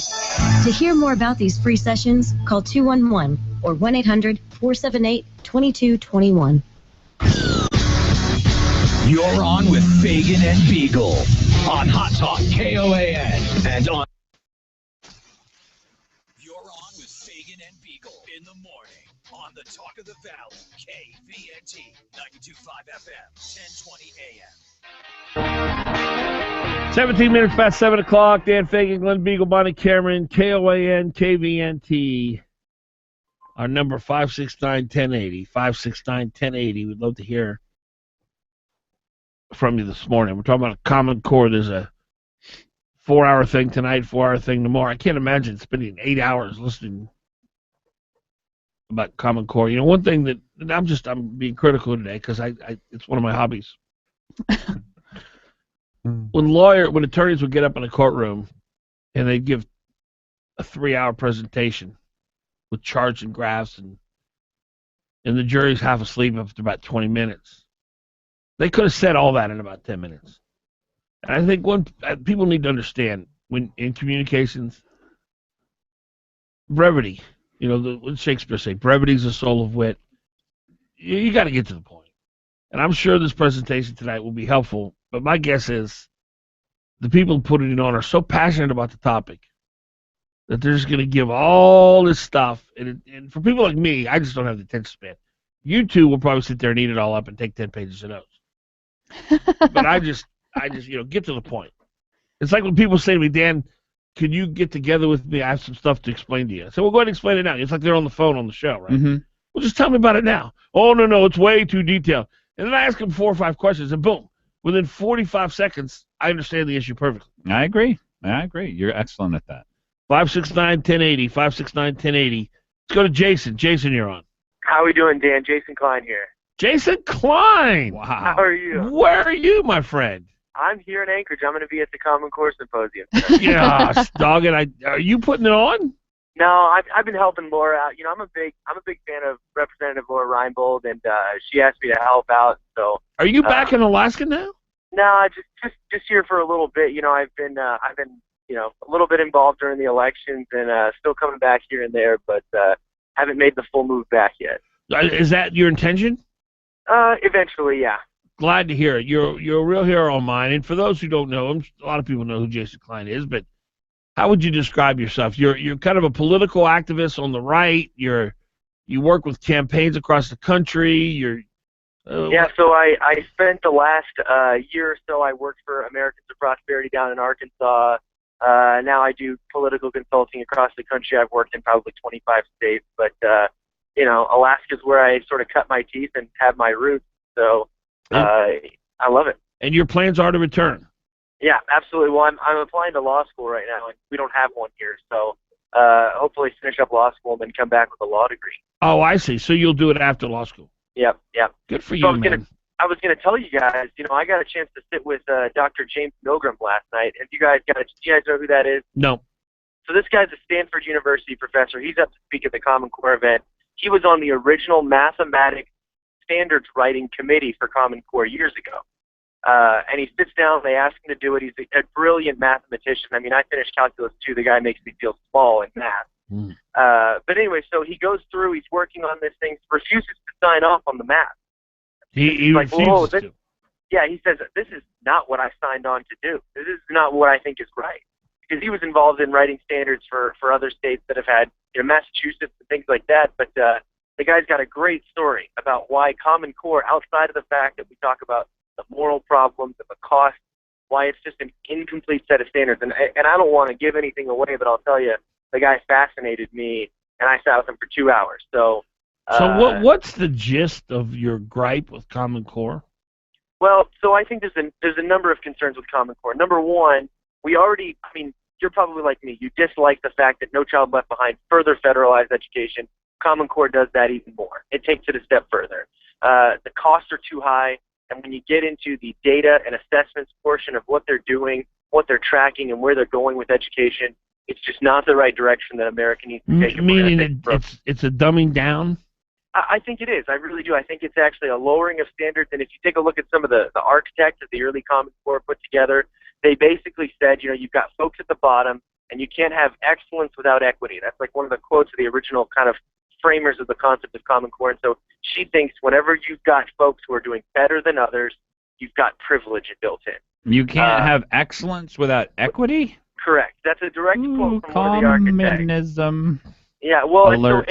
and I've been very, very careful. Whenever I talk about Common Core, it's easy to go to dive into the Islamic stuff that people talk about and the communism. But I'll tell you, even just from a fact of good outcomes in education at a good cost for taxpayers, it's not there. What's the Islamic stuff? Well, so there's a number of, and I think they're going to address it tonight very briefly, but there's we've got a teacher panel, 3 teachers who are going to discuss, and there were some teachers out in the Valley who apparently had some training on new Common Core stuff, and they spent 4 days on Islam and 1 day on Christianity. I haven't dove into that one. I'm more focused on what is the curriculum doing, what are the outcomes to education, what's it going to cost taxpayers, and how are we getting there? And that's really where my objections to Common Core come from. You've got a number of instances across the country where people have talked about morally objectionable material in the education standards. I haven't seen any of that myself. I've been out of school long enough, and I don't have kids, so I'm not sure. So Common Core is the law now. Yep. And states that don't comply can find themselves losing federal funds. Right. Correct? Yeah, so what they did basically to get people into Common Core was sort of twofold. Number one, the federal dollars, which you just spoke about, which were pretty extensive actually. And number two, they offered you what's called a flexibility waiver, No Child Left Behind. So they said, well, we'll let you get out of portions of No Child Left Behind if you jump into this one. So sort of a twofold approach of, kind of the carrot on both ends instead of the stick like No Child Left Behind did. Well, if we get a new president in 2 years and Republicans control the House and the Senate, are you confident a lot of this will be undone? Yeah, I think so. I've seen a number of presentations by a number of governors and a number of folks. It depends on who we elect. Now, Jeb Bush likes it. Right. He does. What's that all about? Well, Jeb Bush is, he's probably tied with the guys at the Chamber of Commerce. They've been real big on this because, it's a real kind of, the attempt was career-focused college readiness in the curriculum, right? Like focus on, how can we help workers coming out of the school system compete for jobs better? Yeah. But it fails to do that as well. And so I'm not sure. At the end of the day, there's a group of folks who say standards are really good in creating good education because states like Massachusetts did it. But I've also seen a number of folks who say, rightly so, choice first, standards second. Until we have school choice, there's no true accountability. We tried Standards with No Child Left Behind. We didn't have good outcomes in education because at the end of the day, giving parents the power to move their kids based on what they feel is a good outcome in education is and always will be the best way that we can hold teachers accountable. We're talking to Jason Klein, who is going to be at the Common Core Symposium or meeting tonight and tomorrow. Jason, I was talking earlier about a political strategy for our House members and senators to use. Basically, they're going to get creamed on. Common Core, to me, and also the Medicaid expansion are sort of two peas in a pod. And I don't know if you heard my comments, but basically what I said was the federal government's going to take our tax money, and they're going to take our kids' money that they're going to borrow, and they're not going to give it back to us unless we do what they say. Yeah. And I think that if we don't come up with some kind of political strategy to address that, our current legislators are going to get crushed by the media if they don't have an alternative narrative that we don't want the regulations from the federal government. They're not allowed to borrow and spend on our behalf. Give us the money back, and we'll decide what to do with it. We don't need your control. Yeah, well, I fought Medicaid expansion in Arkansas where we pursued what's called a Section 1115 waiver. It's the closest thing the federal government gives you right now when it comes to sort of a block grant approach to Medicaid. So we pursued the most flexible form of Medicaid expansion that we could possibly do, and I'll tell you that Medicaid expansion is simply Medicaid expansion. There is no private sort of solution in this, and the best way I can tell people is, number one, the costs are not worth it. When the federal government starts slashing the federal budget, and Paul Ryan said this himself on Medicaid, he said the first thing we're going to do is slash down that 90-10 match rate, which is, states pay 10, federal government pays 90. It's too generous. No one can afford it. It doesn't matter if you're a Republican or Democrat. So whatever promises Washington's making you, those are going to be gone. Number two, these are unknown costs. In Arkansas, we expanded Medicaid. You now have 1 in 3 people in Arkansas on Medicaid. Wow. And I'll tell you that the costs are every month have gone over what the federal government said we're allowed to do. They're not coming down. Prices are rising faster than people's incomes are, and it's just a bad deal for taxpayers. And at the end of the day, what really gets me most is that take a look at outcomes of people on Medicaid. It's a very poor form of coverage. And if we really want to do good by Alaskans, we'll find a better way, an Alaskan solution, to provide health coverage for workers and for people who really need it. Talking here with Jason Klein, who many people know, and it's good to have you back in Alaska, going to an education symposium today and tomorrow at the BP building, and it's from 5 to 9 p.m. about Common Core. One last question I have for you. If we put up to a vote of the people of Alaska when we have to pay 10 or 20 or 30%, whatever the number is going to end up being in 3 years, to cover this Medicaid expansion, what do you think the numbers would be for us to spend for $400 million or $1 billion of our own state money on this program expansion? Let me tell you that the biggest problem you'll run into is that there's in every one of these federal programs, they find some private sector person who will benefit from this. And so you are going to have to, if it's put to a straight vote of the people and there isn't a propaganda campaign by the cronies, I think it wins in terms of taxpayers win. I think it fails a very close, maybe 55-45. I can tell you that in Arkansas, Medicaid expansion polls right about 50-50. It moves, a little bit here and there, but it's almost split. But generally, people favor the taxpayers in that vote. But in the event of a propaganda campaign where you have hospitals saying they'll close or whatever if we don't do it, and they make false claims, you may lose that fight. But taxpayers don't want this, and especially when they're told that it's part of Obamacare. My closing statement is Medicaid expansion, no matter how you do it, is paying with Obamacare dollars to expand Obamacare in state, and that's as simple as you can make it, and that's exactly what it is. Jason, great hearing from you. Thank you, Dan. Good to hear from you too, Glenn. Thank you. We'll see you. 729, our number 569-1080, 569-1080. We'll be back. 569-1080, 569-1080.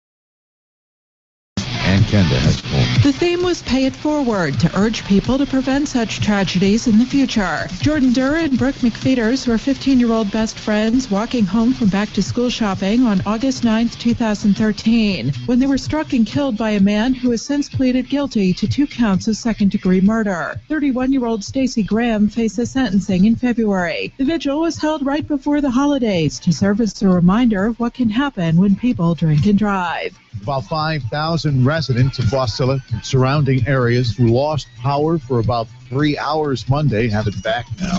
The outage reportedly began when a contract crew working on an upgrade at the substation at Bogart and Selden Roads accidentally hit a line. Several schools had to switch to their backup generators.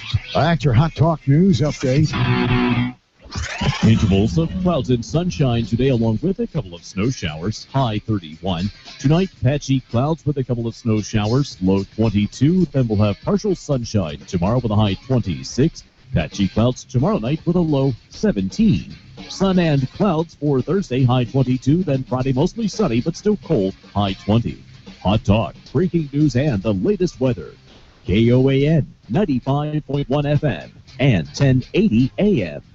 When you think about better water, think gulping, like a kid again. Just like your own kids, straight from the tap without a hint of suspicion.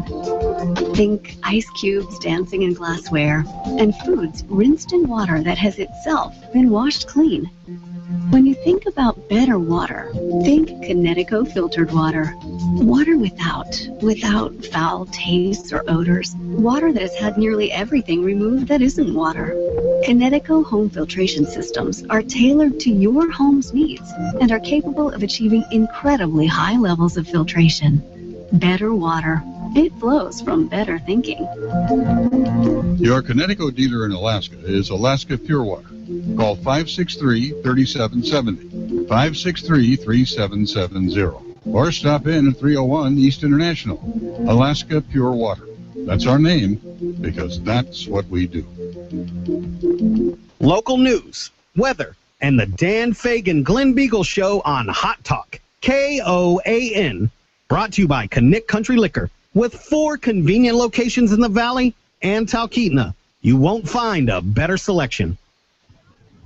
When I grew up, I want to be a pro basketball player. An elementary school teacher. No matter what dream you choose or where you are in life, Country Financial helps you and your family grow your own way. Or maybe a veterinarian. A mom, a doctor, and president of the United States. Maybe an astronaut or, an Olympic gymnast. You can grow your own way.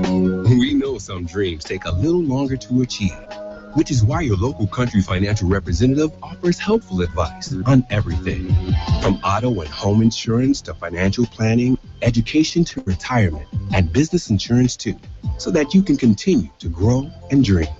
Or maybe an accountant, like my dad. For more information, visit countryfinancial.com or call 1-866-COUNTRY. Country Financial. Grow your own way.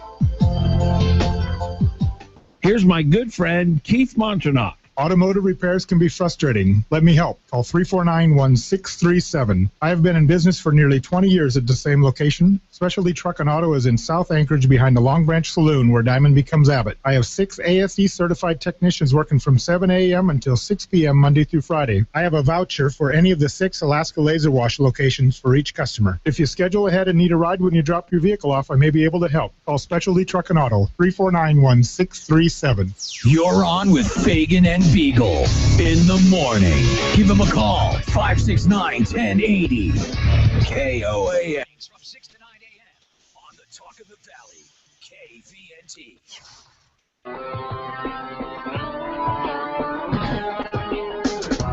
Welcome back. Dan Fagan, Glen, Biegel, Bonnie Cameron. We're broadcasting on KOAN, KVNT, streaming on danfagan.us, video and audio. Our number, give us a call, 569-1080, 569-1080. I thought Paul Jenkins had a pretty, I didn't used to like him much. But since he's really the only conservative voice in the ADN.com, he does seem to provide a breath of fresh air. You probably don't like Jenkins much. I know he's a social liberal.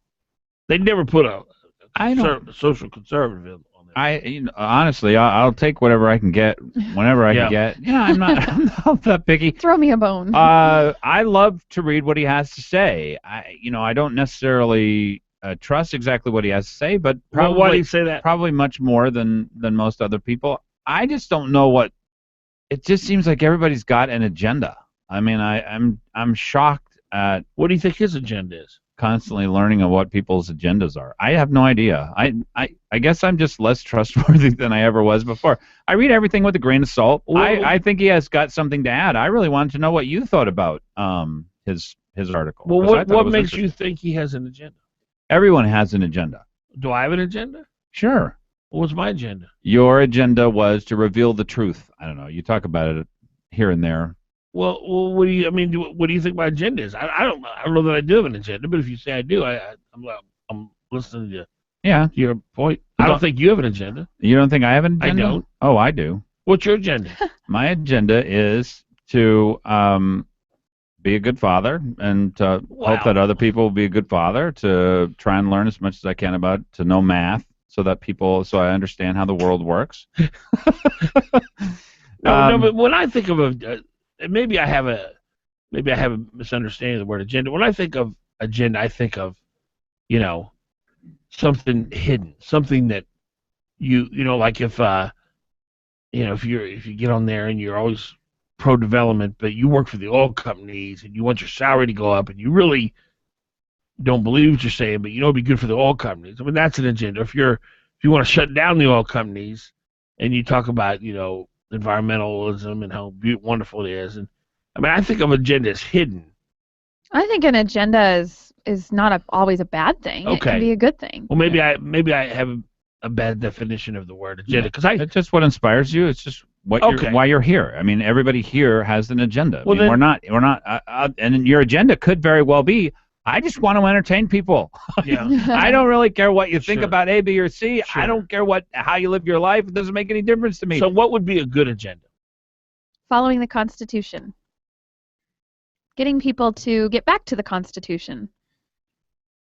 Getting people to get back to Bonnie, just like Sarah Palin used to always smaller say. government. And Sarah Palin used to always say is maximum benefit of all Alaska, or maximum benefit of the resources in that, that in her mind, that was the end of the case closed. That was being constitutional. But what maximum benefit is widely open for interpretation. Yeah, but the U.S. Constitution, I guess I should clarify, is much more clear than that. Well, Shannon Moore would say that she's the most constitutional person alive.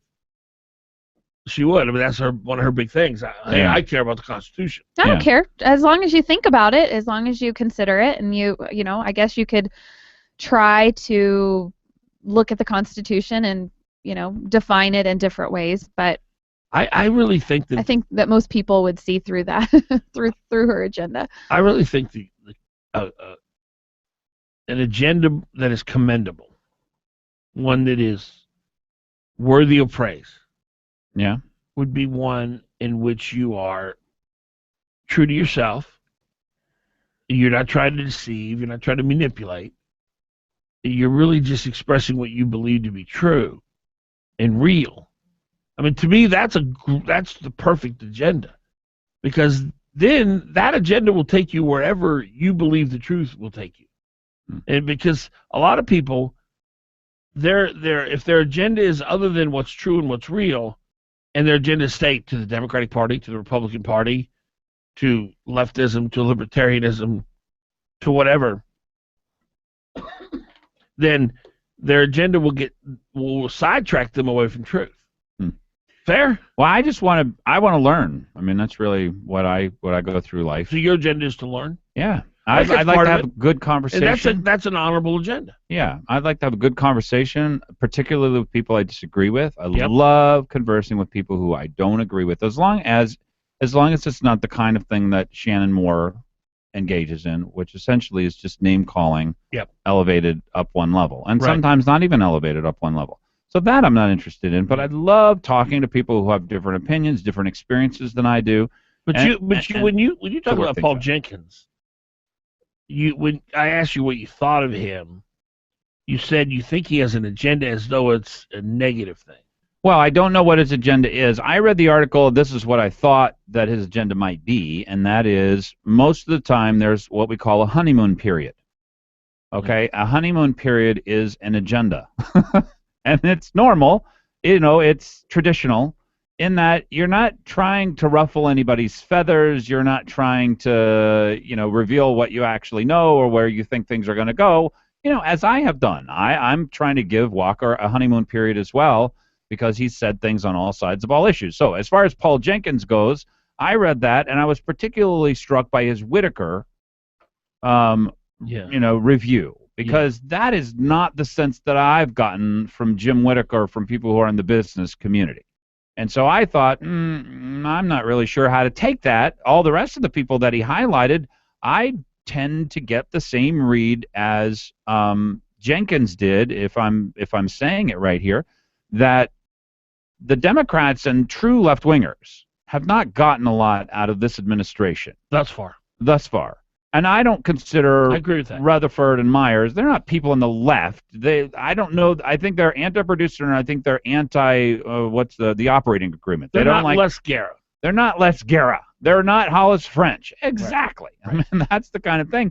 So I'm looking at it kind of the same way that Paul Jenkins was, but I really was interested in hearing what you had to say. Well, he starts out by saying Walker's crazy for wanting the job. That I've said on this program, and I do wonder if he listens. I agree with both of you. Yeah. It's tough with what did he say, a 30% drop? 40% drop now. Let's see, it was 40 now. Here's what he said. He said, Walker gets to run a state dependent on oil for the vast majority of its revenues, and oil prices have tanked, tumbling more than 30% in just a year. Yeah, they're actually down 40% as of right now. And, it basically lays out that Walker's a guy who's made his living fighting the oil industry. He surrounded himself with people who made their living fighting the industry. And, that's kind of where we are. And why would you even do this? Because you need the oil industry. Yeah, and he says that he knows that he needs them. Yeah. Yeah, so largely what he did is, on behalf of the city of Valdez, argue for an increased tax levy on the tanks, to argue for that ships as they sat in the harbor were kind of property that was in the city of Valdez for a certain period of time, so they needed... I mean, so, he's had this battle back and forth of trying to get as much money from the oil industry as he can. His main point, though, is, Walker needs to play nice with the industry, but the industry, though, may want to take a moment and count its fingers when shaking hands. That's the basic gist of it. That's the basic, yeah. Woo. 744. That's the basic gist of it. That's the basic, Vern. Yeah. Woo.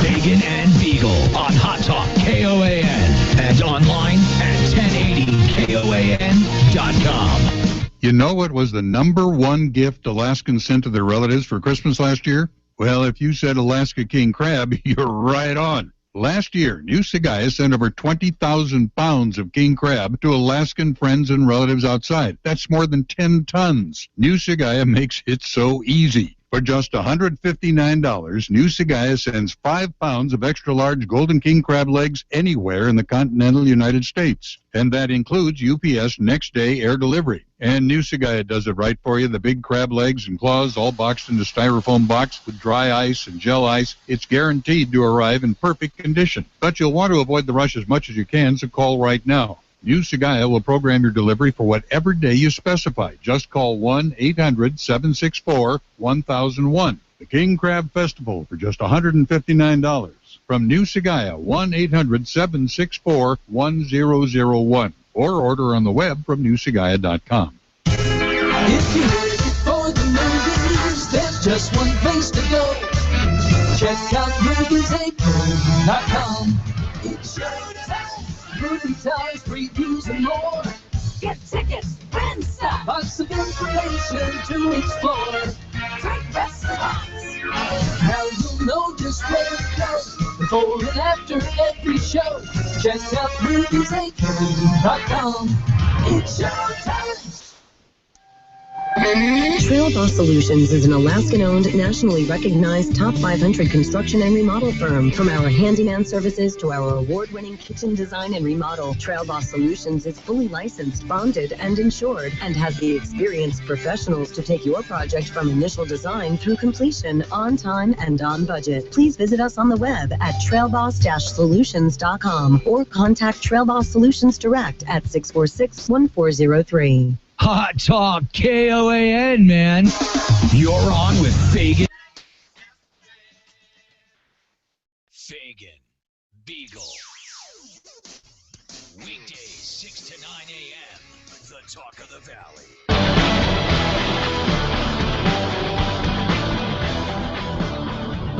7:47 on a Tuesday morning, the 9th of December, 2014.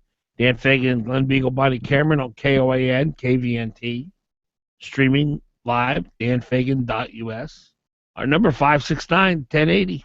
Big enough to serve you, small enough to care. I'm talking about Earhart Roofing. Their residential area covers Anchorage, Eagle River, Girdwood, and commercial and industrial service the entire state of Alaska. They got jobs all over the place. Almost always the lowest bidder, always the best choice. Please give them a chance at your business. 42 years of experience in the roofing business, and I label them the best roofing business in town. He even said, I had Frank Earhart on with me. He said there's a lot of good roofers here in town. I think they're the best, and I think that's proven out by the fact that they're Better Business Bureau Business of the Year for 2010 and how hard they compete for your business. Give them a call today, 345-5555. Even if you have a question, you want a free roofing estimate, great time to call them now that it's sort of the low season for them. 345-5555. When you think roofing, think Earhart, E-A-R-H-A-R-T. Our number 569-1080. 569-1080. That's the number if you'd like to join the broadcast. We'd love to hear from you this morning.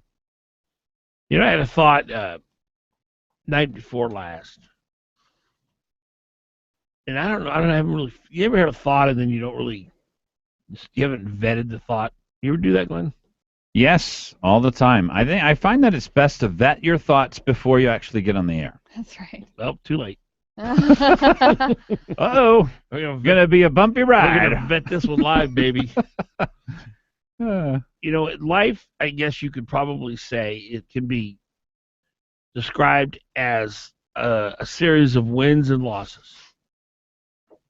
You're driving down the road, someone cuts you off, you lose your cool, you curse them out. That's a loss to me. Mm-hmm. Somebody cuts you off, you go, no big deal. That's a win.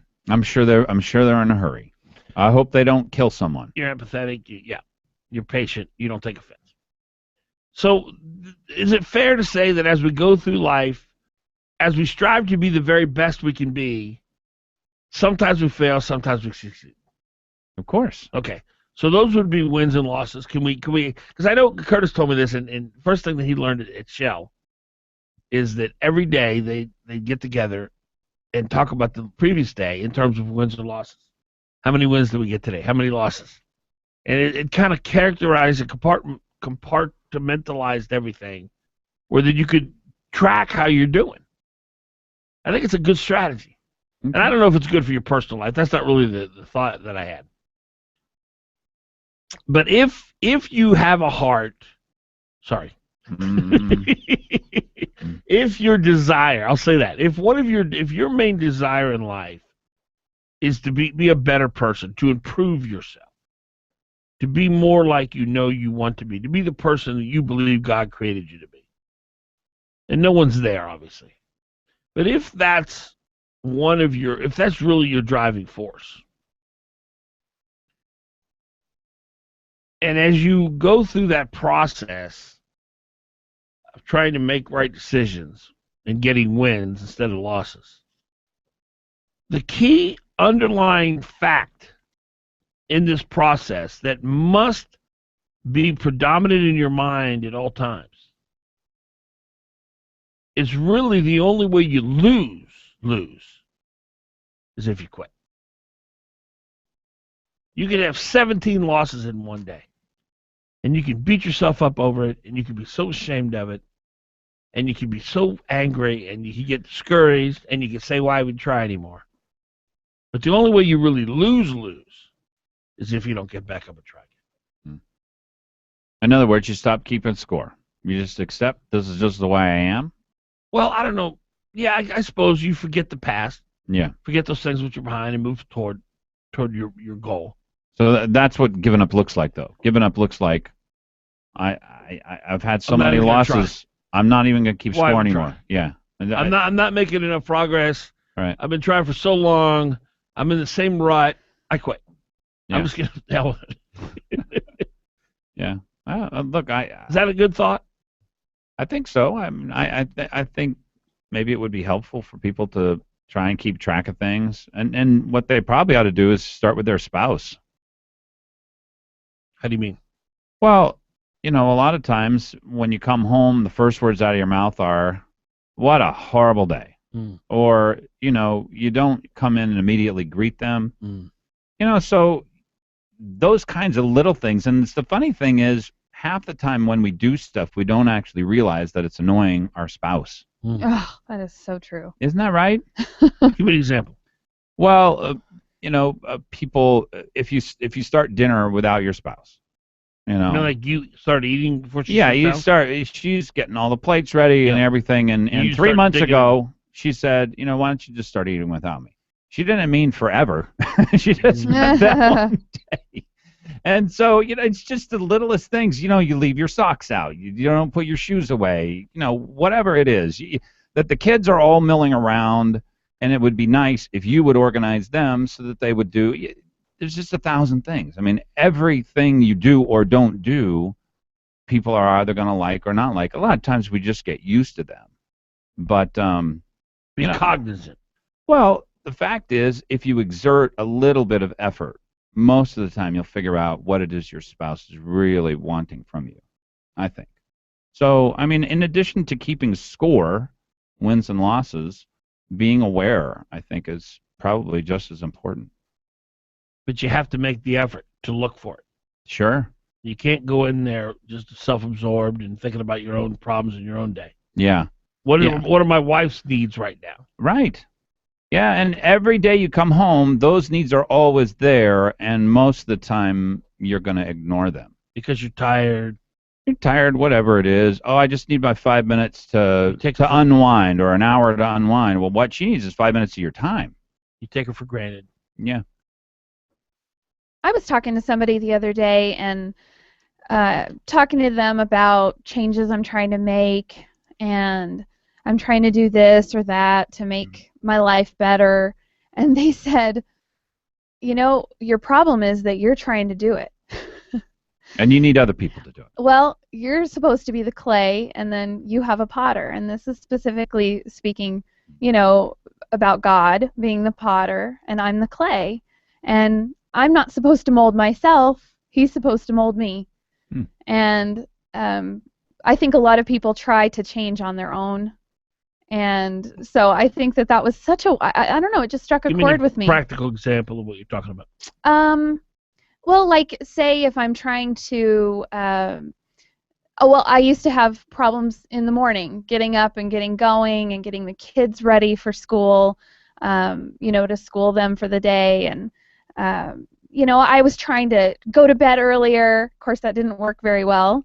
And then get up on my own. And finally, I just, I'm going to need help with this. This is something that is in me not to want to do. Of course, now I'm up every morning. Mm-hmm. So when I come home in the day and, after the show, I'm ready to go. But, there's just certain things that we struggle with, especially, just those of us trying to be better and to do better. Sometimes it takes a higher power. We can't do it on our own. So give me a practical example of how you would be trying to do something to improve yourself. Well, like gossiping. That is something that I have honestly always struggled with. And it's hard not to, go, oh, this person just gave me this information, and, I don't know if I can keep it to myself. But it does take it took a lot of prayer. It's not something that you can do on your own. So you would say, God, please help me stop gossiping. Yes. And then you would get strength from that. Yes, or wisdom. I mean, asking for wisdom and how to deal with a God, situation. how do I stop gossiping? Right. That kind of thing. Anyway, I just thought that was such wise words that, quit trying to do it on your own strength and your own ability, and, look to a higher power. What do you think of that, Glenn? I don't live separate from God at all. So, God left my life up to me, and yeah, I'm supposed to pray for strength, but I don't know. I guess I'm not passing my problems off onto God. My problems are things that I know He wants to fix, and He wants me to do better at. So yeah, I don't make that separation. I don't start in one space and then think about God helping me. To me, that presence is always there. So I guess I come at it a little bit differently. I don't think it's a wrong idea. That's for sure. I think that if that's the way people think about it, if that's the way the interaction is in their lives, that's fine. That sounds good. Bonnie? What? What do you think of what Glenn said? I don't know. I don't think we think any differently. It's just saying it differently. 569-1080, 569-1080. That's the number if you'd like to join the broadcast. We're on KOAN, KVNT. You can watch the broadcast every morning live on your interweb, on your phone, on your Mac, your PC. Go to danfagan.us. We also archive every show, video-wise, on danfagan.us. Our number, 569-1080. Give us a call. 569-1080. Time currently 7:58. 1080. Time currently.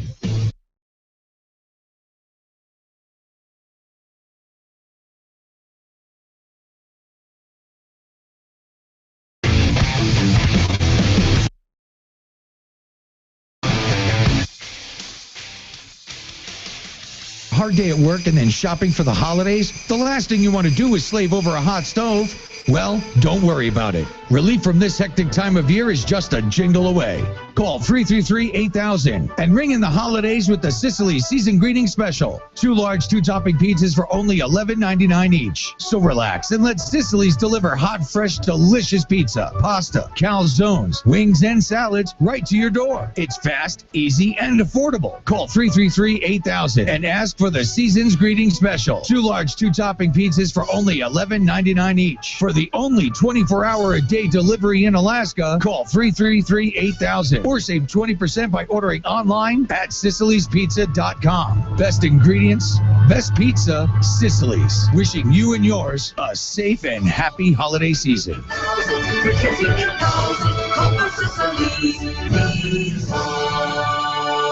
Not just talk. Hot talk. KOAN Anchorage. 95.1 FM. 1080 AM.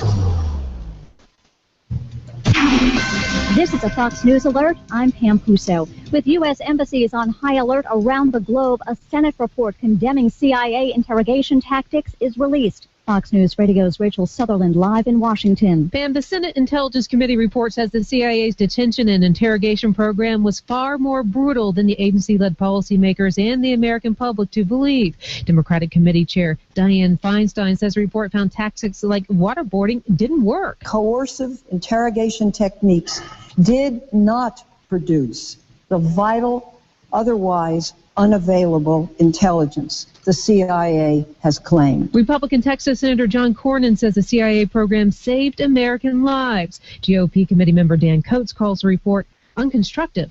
Pam. Thanks, Rachel. The CIA says the interrogation program provided valuable and actionable intelligence. President Obama says he hopes the report helps leave torture techniques in the past. A grilling for Jonathan Gruber, the Obamacare advisor who says he's embarrassed and sorry for what he calls inexcusable arrogance. Gruber telling a House committee that comments he made on video, like calling American voters stupid, were thoughtless. In some cases, I made uninformed and glib comments about the political process behind health care reform. I'm not an expert on politics, and my totem plot I was, which is wrong. House Oversight Committee Chairman Darrell Issa calling Gruber a crucial player in the health care legislation. You didn't lie, but you did deceive. That is exactly what we are concerned about here at this committee. Congressional Democrats say Republicans are seizing on Gruber's remarks to attack the health care law. The health of the economy, the focus of new figures released by the Labor Department. They show the number of available U.S. jobs rose in October to the second highest level in 14 years. You're listening to Fox News Radio, fair and balanced. Attention men, are you urinating often, waking at night to urinate? We want to send you a free bottle of Super Beta Prostate, made with a natural ingredient that supports healthy urine flow, bladder emptying, and is shown to reduce waking at night from the urge to urinate. You can try Super Beta Prostate free, only pay shipping and handling. This free giveaway is available while supplies last. For details, just call 800-268-8137. That's 800-268-8137. Call 800-268-8137. This holiday season, a lot of jewelry stores are talking about value and quality. But talk is cheap. At Hellsberg Diamonds, we actually show you what real value and quality mean. With our remarkable asset device, you can see for yourself how and why a diamond sparkles the way it does. Join us as we celebrate 100 years of love with exceptional quality and extraordinary value. Hellsberg Diamonds, a Berkshire Hathaway company. Best Split Firewood can deliver split firewood to your house today. And if you live in Anchorage, delivery is free. Wait, what did I just say? Delivery is free if you live in Anchorage. Wow, that's cool. Okay, back to the commercial. Best Split Firewood. Call now, 727-5928. That's 727-5928 and get 2 bundles of starter sticks with your order. Hold on, 2 bundles of starter sticks and free delivery in Anchorage? That's way cool. Best Split Firewood will deliver mostly all birch split and ready for your fireplace or wood stove, no matter how much you need. A quarter, half, or full cord. They have the best firewood in the city, and they'll even mix in some spruce if you ask for it. And don't worry if you just need a couple of bundles. Best Split Firewood has them wrapped and ready to go at half of what you would pay anywhere else in the city. Best Split Firewood. Call today for free delivery in Anchorage and 2 bundles of starter sticks. 727-5928. That's 727-5928. Visit their new location at 2000 East 68th Avenue in Anchorage. There's a lot of so-called experts out there claiming to have the key to success in business for a price. Are you ready for real business advice you can trust without a fee? Then don't miss Getting Down to Business with David Weatherholt. Advice from people in the know. Technology, finance, taxes, and more. Business people helping business people take their skills and services to the next level. Getting Down to Business with David Weatherholt. Saturday from 8 to 10 a.m. on Hot Talk, KOAN, 95.1 FM and 1080 AM. When I grow up, I want to be a pro basketball player. An elementary school teacher. No matter what dream you choose or where you are in life, Country Financial helps you and your family grow your own way. Or maybe a veterinarian. A mom, a doctor, and president of the United States. Maybe an astronaut or, an Olympic gymnast. You can grow your own way. We know some dreams take a little longer to achieve, which is why your local Country Financial representative offers helpful advice on everything from auto and home insurance to financial planning, education to retirement, and business insurance too, so that you can continue to grow and dream. Or maybe an accountant, like my dad. For more information, visit countryfinancial.com or call 1-866-COUNTRY. Country Financial. Grow your own way.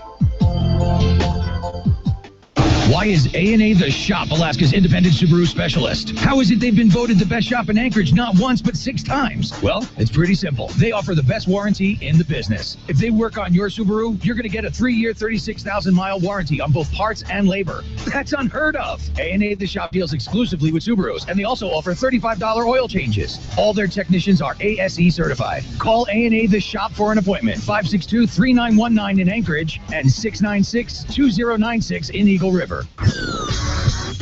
You're on with Fagan and Biegel on Hot Talk KOAN and online at.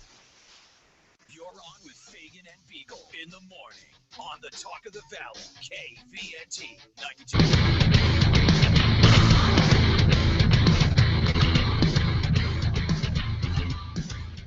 All right, it's 6 minutes past 8 o'clock on a Tuesday, the 9th of December. Dan Fagan, Glen, Biegel, Bonnie Cameron. We're on KOAN, KVNT. Welcome to the broadcast. Our number 569-1080, 569-1080. Jeff Sessions, he's a Republican senator from Alabama, warned yesterday that illegal immigrants could receive thousands of dollars from the feds without paying income taxes after President Obama's postmodern amnesty executive amnesty is enacted. Sessions, who has said that Obama wants his executive amnesty and alternative immigration system implemented before Americans discover the consequences, mentioned that after illegal immigrants receive Social Security numbers and work permits under Obama's executive amnesty, they could be eligible for a $1,000 tax credit per child, in addition to an average $2,600 earned income tax credit payment. Payment. It's cash. That means that some illegal immigrants, if they have multiple children, could receive nearly $5,000 from the feds without paying any income taxes. This while we're 18 trillion. And yet he took away our tax credit for having children. Sessions says Obama's breathtaking, lawless executive amnesty is bigger than just immigration because it threatens to delegitimize the country's institutions. He said that Obama's executive amnesty will cause a corrosive effect because more people will lose confidence in government and the legal system that is supposed to be just and fair. I hearken back to the incredibly scathing presentation by Dinesh D'Souza, where he makes an overwhelmingly compelling and convincing case that Barack Hussein Obama intentionally wants to bring the United States down equal footing with the rest of the world, meaning no more superpower, no more excellence, no more being that city on a hill. Can we, at this point in his presidency, say that there is absolutely no disputing Mr. D'Souza was absolutely correct? I think when he goes around and apologizes for us, that, he apologizes for us a lot, and that became clear right away. I don't care what's coming out of his mouth. Everything he does, every single thing Barack Hussein Obama does has the effect of weakening our nation. The economy, our standing in the world, increasing the deficit, increasing the debt. You look at all the things that he's done, socialized medicine, transferring a sixth of the economy to the government. When you look at every decision he's made and pushed and promoted, every one of them has the purpose and the consequence of weakening our nation.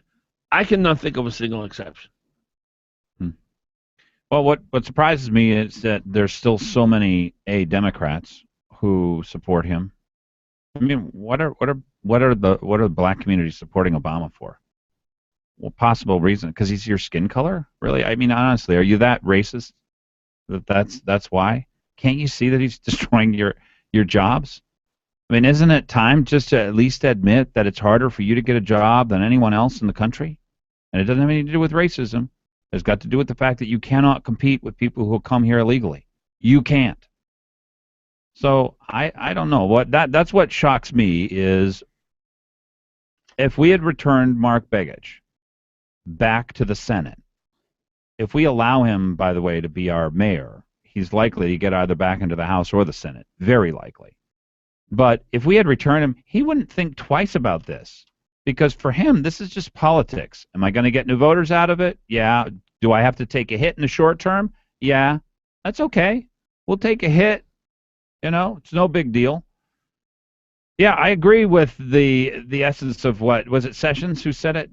He said that, that basically we're starting to undermine large parts of our country and large parts of what people believe about government, which essentially was the purpose of Al Gore suing down in Florida and then trying to recount certain places but not others. Yes. Is the left has gotten as far as they could get with the courts. They've gotten, I mean, I know they're getting further and further with education.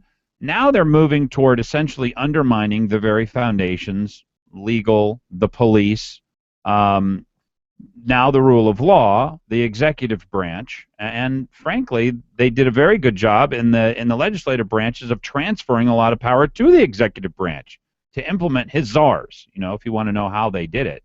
But we are getting to the point where even people like me are looking at this place and going, really, all we are here as Alaska is a ward of the federal government. Is that the way that our country was designed? Is that how we wanted this to work out? And so I look at this and I agree. I think that they are pushing even reasonable, rational people who realize what a great gift this country is to think, I'm not really sure this baby's worth saving. I'm not sure I understand this place. I read the other day, and I wish I remembered the exact number, but when you look at governors and senators in the southern belt, we're talking Tennessee, Kentucky, Georgia, Alabama, Mississippi, Texas, Louisiana, Arkansas, Kansas, Nebraska, Oklahoma, even going up toward, in Southwest, Arizona.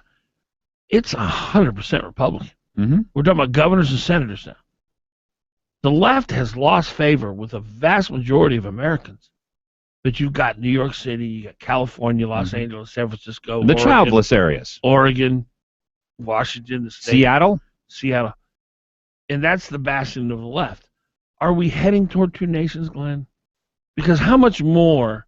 Because the problem is, you say, no, well, we're not. But the problem is, because our Congress is so weak and they will not stand up to the judiciary, the lawless judiciary that has literally swept in gay marriage on its own.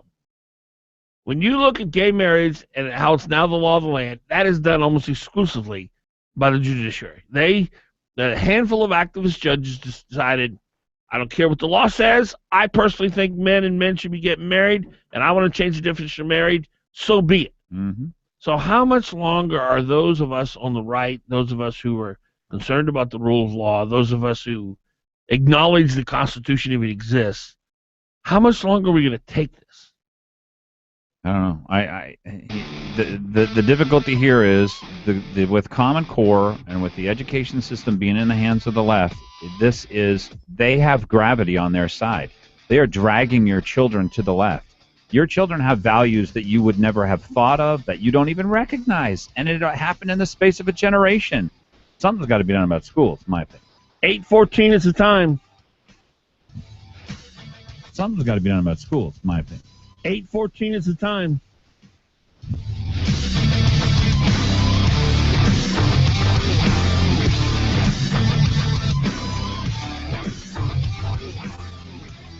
Don't just sit there. Give them a call. 569-1080. Join the conversation. KOAN. After a hard day at work and then shopping for the holidays, the last thing you want to do is slave over a hot stove. Well, don't worry about it. Relief from this hectic time of year is just a jingle away. Call 333-8000 and ring in the holidays with the Sicily Season Greetings Special. 2 large 2-topping pizzas for only $11.99 each. So relax and let Sicily's deliver hot, fresh, delicious pizza, pasta, calzones, wings, and salads right to your door. It's fast, easy, and affordable. Call 333-8000 and ask for the Season's Greetings Special. 2 large 2-topping pizzas for only $11.99 each. For the only 24-hour-a-day delivery in Alaska, call 333-8000 or save 20% by ordering online at SicilysPizza.com. Best ingredients, best pizza, Sicily's. Wishing you and yours a safe and happy holiday season.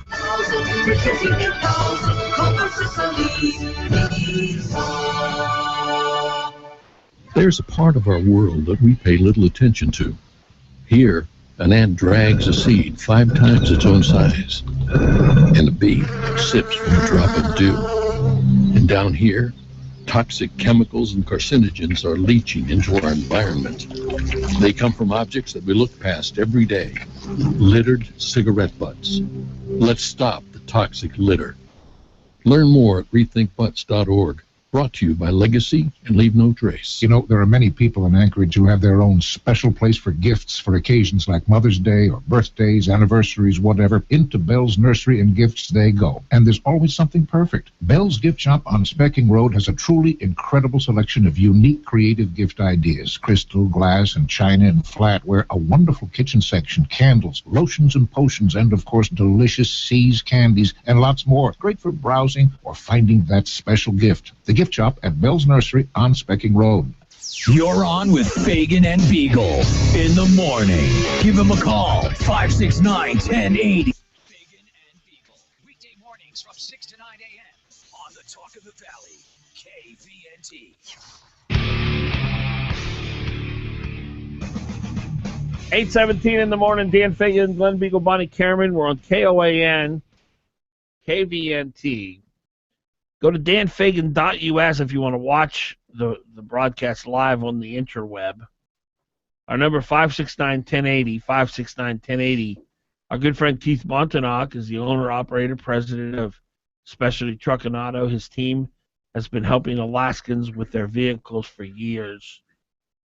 What a great guy Keith Montauk is. His team, they're so good at keeping up on the very latest technology when it comes to automobile repair. Here's the thing. If you want to know one thing about Keith, it's this. He's trustworthy. And is really there anyone you need to trust more than your mechanic? Keith Montauk, Specialty Truck and Auto, right across the street from the Long Branch Saloon, right off of Abbott, where Abbott turns to, Diamond turns to Abbott. Here's his number. Give him a call. Make an appointment. He may be able to get your ride back to where you're going if you call in advance, and he has the resources that day. Here's the number. 349-1637. 349-1637. You think Hollywood's a cesspool, huh? Oh, there's no question about it. The Bryan Singer stuff. Who's Bryan Singer? He's the X-Men producer or director. I've never seen the X-Men. Yeah. You knew there was something kind of going on. What did he do? What does this guy do? He's been accused of engaging in, essentially rape at some bathhouse parties. Basically, he's homosexual apparently, and there are a lot of people there, and so I think a lot of different people are actually accusing now, and a lot of people were participating. So we'll just have to see how it turns out. But yeah, I mean, I think you look at it, and I think, by the way, that you could tell that there was something off with Bryan Singer because he had one of his characters in his films is Raven. She essentially walks around naked the whole time, but she's like an X-Men. She's she has the X gene, so she can walk around naked, and you're not supposed to think anything about it. But I've found that people who are a little off sexually, they treat sexuality with a little bit of disdain. And so it's complete shock, essentially, the entire time. So the whole movie, there's a naked woman in it? Yeah. The whole movie? Yeah, basically. I haven't seen it. Does she wear a bodysuit? Well, yeah, I mean, is it black because she's Raven?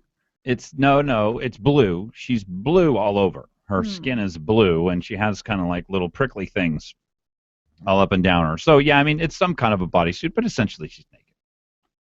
And that's my... And so... Wow, that's really deep, Glenn. I would never have thought of that. I wouldn't have put those two together, but, I guess knowing his history now. Where is this video? Because isn't that Jennifer Lawrence? Yeah, it is Jennifer Lawrence. The last one was Jennifer Lawrence, and yeah, you could say that it did pretty well at the box office. Wasn't she complaining that some pictures of her were leaked naked? Well, it wasn't just naked. She was in the midst of adult activity. And then she's naked through a whole movie? She's basically naked in the whole movie, yeah. She wants to be paid for it, that's all. So you can see me naked, but you better give me cash. Right.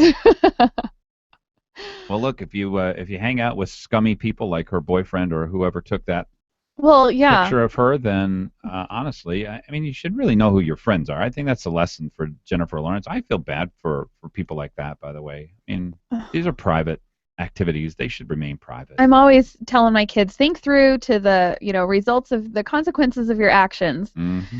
And well, there's a guy named Stephen Colbert. You know who he is? Mm-hmm. And the role that he plays is a conservative. He plays a conservative on his show. Of course, he makes fun of himself, and that's the whole bit. He's making fun of conservatives. And there was a clip where he and Jon Stewart were coming out on some awards show, and Jon Stewart walks out and says, "Ladies and gentlemen of the Academy, we want to thank you for coming." And then, of course, Colbert goes up there and says, "Welcome, godless sodomites." Oh, because that's his role. No. That's how he thinks. He's the voice of the conservative. He's the voice of the conservative. Of course, he's coming just, out of the cloud. It's just I can't watch him. It's just absolutely despicable. Just trying watch. to be offensive. Not even close to being funny, in my opinion. I do think Jon Stewart's funny, but we had a correction, a call. Okay. Actually, Tom Anderson called, and his son Grayson said that character is called Mystique, not Raven. Well, Mystique is the name that she wants. Raven was her original name. When she turned you evil, kids better argue then. When she turned evil, she told the other characters, "I'm not Raven. You hear that, Grayson? Mystique." This is the naked woman? This is the naked. Well, How old is Grayson? Yeah. Well, he's seen the movie, I guess. How old is he? 10, I think, 12. And he's seen it about 100 times. You can watch naked women at 10. She's not naked. She is it's naked. It's just a very tight spandex-like suit with bumps on it. Go see a picture of it. That's why I wouldn't go see that one movie where all the people were blue and it was like. Yeah, no, I agree. What is the Avatar? Yes, Avatar, yeah. Avatar. Yeah, essentially Were everybody's they naked in that one. too? The whole Pretty thing. much, yeah. I never even thought that. Apparently, we have differing views of nudity. When you have I kids wouldn't around, take my kids to it, I guess, is what I would say. I would say that. And it moves had an into the agenda. R-rated. It definitely had an agenda. I mean, it's like Indians are naked. From what I hear. They were wearing clothes, some kind of covering. No, they had Yeah, but no they're in their clothes. All future. They had should was, know better. all they had was a little wreath around their neck or something, like a necklace or something. They had body paint, basically. Yeah.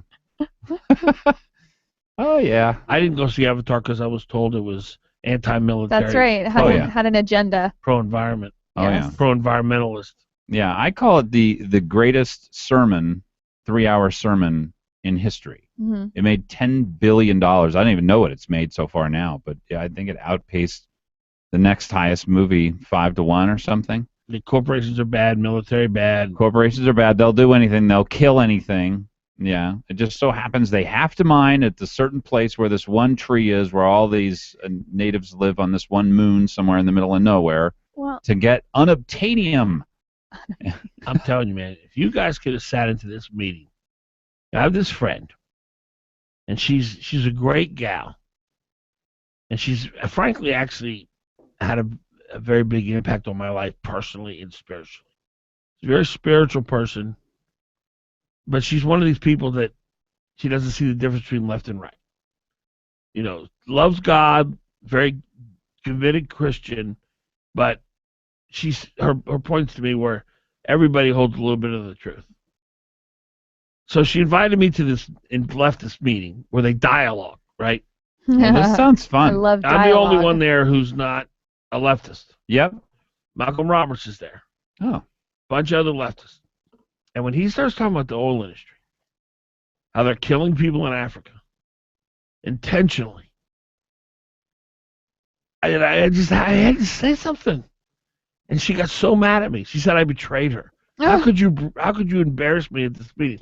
Because they were all about unity and dialogue. This is like 4 Now, years did you make any promises about when I go in there, I'm not going to say anything. I'll be totally quiet. Dan Fagan to sit there and she be wanted quiet? me to dialogue with them. But agree? Does that mean agree? I think so. Okay. I think so. Yeah. Oh well, they don't kill that many people. They only kill a few people. That would be her idea of dialogue. But my point was that you're talking about the 3-hour message. Mhm. Like it's sticking. Oh no, I know. People believe that Every it's child's gone on. program is environmentally conscious in some way. My children are trained to see it, and so my daughter's like, "Oh, mommy, another greenie program," you know. So well, they all are. They've all got a message now. They all are. Yeah, the Greens have totally taken over schools. So I'm out trolling for hatred. Do you ever do this? No. You never do? You invite it? Well, I'm out trying to get. I've put some provocative comments. Someone on the ADN website? On ADN and on Newsminer. You never do that? Well, I will comment, but I don't do it because I want to be hated. Oh. Well, that's what I'm looking for. I already have plenty. My quota's full of people who hate me. I don't need any more people. Dan has a lot of haters. Well, I'm looking for some. So do I. mean, honestly. So they got this. Why would you look for that? I don't know. I'm wanting to mix it up. You never want to mix it up with people? Well, I will. If I believe somebody says something that's inherently not true, I am not bashful about confronting them on that. Okay. But I do that because I believe that what they're saying is not true. Yeah. Well, agreed, of course. But that's my motivation. Okay. So it's not because I want them to hate me. Well, I just want to comment back. So some dude, so Jenkins comes back. It comes out with this. Walker wants this job? ? He must be nuts. The oil industry must be wary. So the first commenter on this thing is, I'd trust anyone more than I'd trust Paul Jenkins, big oil parrot. What a corporate shill. So I come back with this one. Since the producers generate the vast majority of jobs and wealth in Alaska, we should all be supporters of oil development. Now, can I get some kind of a comment on that? Well, you can't argue with that. Yeah, Glenn, I will just tell you, and this is bad. I've given up on if anyone ever accuses me or anyone of being a shill of big oil, I don't deal with them. They're brainwashed to the point they're not reachable. But because everything that comes out of your mouth is of no value to them because you're a shill of big oil. Why waste the energy? Why waste the words?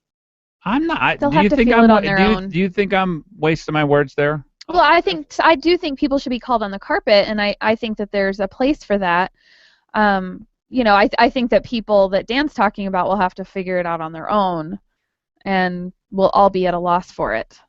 Well, I'm not giving up on these people. I don't really care whether I change that guy. No. Here's what I don't want. I don't want him to essentially be able to write his thing and not have any response at all. Well, that's where that just makes me mad because Paul Jenkins is fighting for what I think the maximum benefit for Alaskans is, since we don't live in a communist state where the government actually runs stuff. The owner state. Well, we don't live in a socialist state then. Yeah. The government doesn't run stuff. We have corporations who do that for us. Corporations go get the oil. Corporations find it. Corporations risk their capital, and then we get jobs, and the state gets some benefit out of it. Well, let me restate what I was thinking. You're not going to reach the guy who loathes the oil No. industry.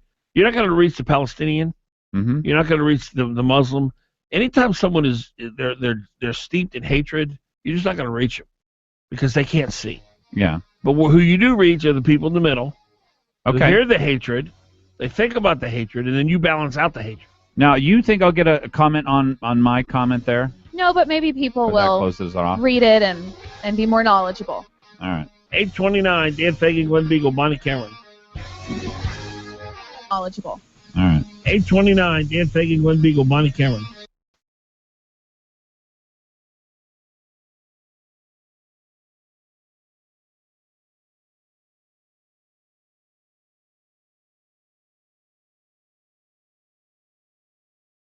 On with Fagan and Biegel. Give him a call, 569-1080.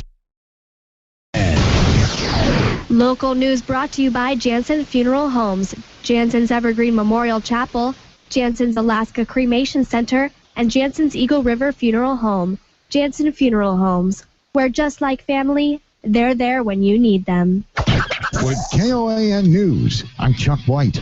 A former Central Emergency Services firefighter and his wife have pleaded guilty to theft for allegedly taking money from two charitable organizations. Jack and Angela Anderson will pay restitution, perform community service, and serve probation while avoiding jail time in the case, which involved the disappearance of more than $8,000 from groups that provide training opportunities for firefighters and fire service scholarships for teenagers. The Dorothy Page Museum could get a new home at the Wasilla Library while its historic building is being renovated. The library will move into a new $15 million building, free up its old building to house the museum. Now, officials are still evaluating the costs involved before making a decision. Construction on the new library may go out to bid in January. That's your Hot Talk News update. Local weather is next. Intervals of clouds and sunshine today, along with a couple of snow showers, high 31. Tonight, patchy clouds with a couple of snow showers, low 22. Then we'll have partial sunshine tomorrow with a high 26. Patchy clouds tomorrow night with a low 17. Sun and clouds for Thursday, high 22. Then Friday, mostly sunny, but still cold, high 20. Hot Talk, breaking news, and the latest weather. KOAN 95.1 FM and 1080 AM. Happy holidays from your family at Worthington Ford. We wish you and yours all of the health and happiness in the world. Please be safe this holiday season, like Grandpa always said. Hey, if you drive, don't drink. If you drink, don't drive. We love you. Day. A better life with Dr. Sanjay Gupta. Happiness isn't just a feeling that boosts your mood. Science proves that it can go much deeper than that, and it's something you can learn to control as well with your thoughts. I'm Dr. Sanjay Gupta, CNN's chief medical correspondent. If you're looking for a way to boost your happiness level, you can start by adopting a glass half full attitude. A Harvard study found that optimists are 50% less likely to have heart disease, a heart attack, or a stroke. Keeping an overall optimistic attitude actually offers protection against cardiovascular disease. Science doesn't fare as well for pessimists. They not only have lower levels of happiness compared to optimists, but research shows that people with negative thoughts are 3 times as likely to develop health problems as they age. So what do you do if you're not naturally a happy person? Experts say the key is to act as though you're an optimist, even if you're not. I'm Dr. Sanjay Gupta, helping you live a better life. Do you have unfiled tax returns or owe the IRS or state more than $10,000? If you don't take action now, your tax problem is going to get worse, much worse. Seizure of property, bank levies, wage garnishments, and potential criminal prosecution. And if you owe the IRS back payroll taxes, chances are you will be visited at your home or business by an IRS agent. Don't become paralyzed by fear. Take action now. Call the experts at U.S. Tax Shield for help. Our team of experienced tax attorneys can get you protected, stop collections, and negotiate a permanent settlement with the IRS and state, potentially saving you thousands of dollars. At U.S. Tax Shield, our tax advisors will review your case for free, inform you of your rights, and give you a guaranteed quote. No games and no tricky upsells. That's why we have an A+ rating with the Better Business Bureau and thousands of satisfied clients. Put an end to your torment. Get protected. Get the shield. Call U.S. Tax Shield now at 800-299-1855. That's 800-299-1855. 800-299-1855. When I grow up, I want to be a pro basketball player. An elementary school teacher. No matter what dream you choose or where you are in life, Country Financial helps you and your family grow your own way. Or maybe a veterinarian. A mom, a doctor, and president of the United States. Maybe an astronaut or, an Olympic gymnast. You can grow your own way. We know some dreams take a little longer to achieve, which is why your local Country Financial representative offers helpful advice on everything from auto and home insurance to financial planning, education to retirement, and business insurance too, so that you can continue to grow and dream. Or maybe an accountant, like my dad. For more information, visit countryfinancial.com or call 1-866-COUNTRY. Country Financial. Grow your own way. Glenn Biegel, you have beautiful teeth. Why, thank you, Dan Fagan. That's because my family and I have gone to Dr. Dan Kiley for years. I get scared at the dentist. Dr. Kiley knows people like you are afraid, so he creates a relaxed atmosphere at his office. People actually like going to the dentist for Dr. Kiley. I know it's important to have good dental health. And you look better with good teeth. And Dr. Kiley offers cosmetic dentistry along with general care. Visit Dr. Dan Kiley at lakeotisdental.com. Call him at 562-9209. Hot Talk KOAN, man. You're on with Fagan and Biegel.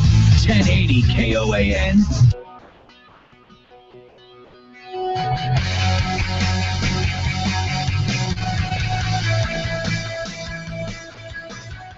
$569-1080. 569-1080. That's the number. I'm sorry, Brian. I don't see it on KTU.com. I saw it on Facebook, and it says, it's on the Facebook KTU. Well, go ahead and tell us what you see there, Brian. It says Palmer High School is on stay-put mode after a nearby report of shots fired. Matsu Bureau School District spokeswoman Catherine Essery says no injuries are reported on campus, but arriving school buses didn't disembark students and were diverted to a nearby church. Okay, I'm sorry. Could you say it a little slower? What happened? There's a shooting. There was a shooting, or there was in the area. Nobody's injured, and they sent the buses onto a church instead of letting them out at the school. So there. I'm sorry. Start from the beginning. What's the gist of what happened? Palmer's in stay-put mode after nearby... Palmer High School? Yeah. Okay. Nearby report of shots fired. Okay, but no one's injured or anything like that. Just shots fired. Right. And they did what then? The arriving school buses weren't allowed to disembark. The students were diverted to a nearby church. Gotcha. And then once they realized it was not a big deal, they brought them back to the high school. It doesn't say that. Okay. So does it say where the kids are? This came up 12 minutes ago. Oh, and it doesn't say where the kids are now? Nope. Okay. That's all. I read you the whole thing. Okay. So we'll keep you up to date as we get more reports on that. 569-1080, 569-1080. Glenn, what's on your mind? Well, there's a few stories out there, one about Kinnickarm Crossing, one about increasing utility rates, and then also one about the dam, the Susitna Dam, that they're thinking is not going to happen. I always thought that we wanted to do hydro. Didn't Palin come up with some idea that we were going to switch over to 50% hydro or 50% renewable sources of energy by 2020 or something like that? I don't remember.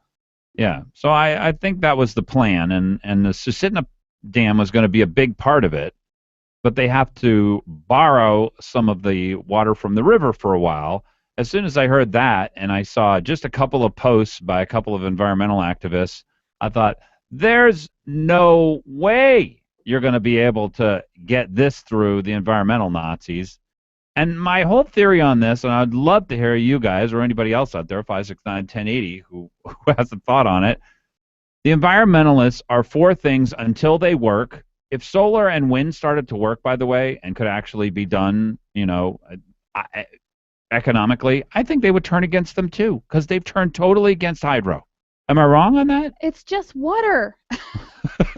How much damage can it do? Well, their point is that it affects the salmon and their migration and their habitat, and that's their point. But it's been shown I don't not think that's to. their point. I think their point is it could. Not that it does, but that it could. Not that we can watch what happens and figure out how to make it better, but that it could, and then there's nothing we can do, and we can't fix anything. We don't know how to do anything, so we shouldn't do anything. So they're progressive until it could be progress. I think I do wonder whether or not that's the case with the turning against this. So now they've moved on to tidal, which no one's ever done. Of course, it would be talk about a disaster. Basically the way hydro works from lakes, like down at Bradley Lake, the best example of hydro. There's 1,000-foot fall from the lake down to sea level, and so that 1,000 foot of water. Essentially, they harness all of the potential energy out of that, out of that dam. And you need a huge differential between the height of the water and the height of the lower water. Well, with the tide, what are you going to get? 15, 18 feet? Yeah. Plus, you're going to have fish. They're going to have to go through all the little wheels and everything, however they're going to generate power from it. It's crazy. It would take 1,000 times as much infrastructure, and it would be 1,000th or not 1,000th, but 100th as efficient, because it doesn't run all day every day, and the tides change all the time. Maybe this is unfair, but I've always looked at the environmental movement as having a very easily understandable criteria whether they object to anything, and it is this: will a shovel hit dirt? Yes, we don't want it.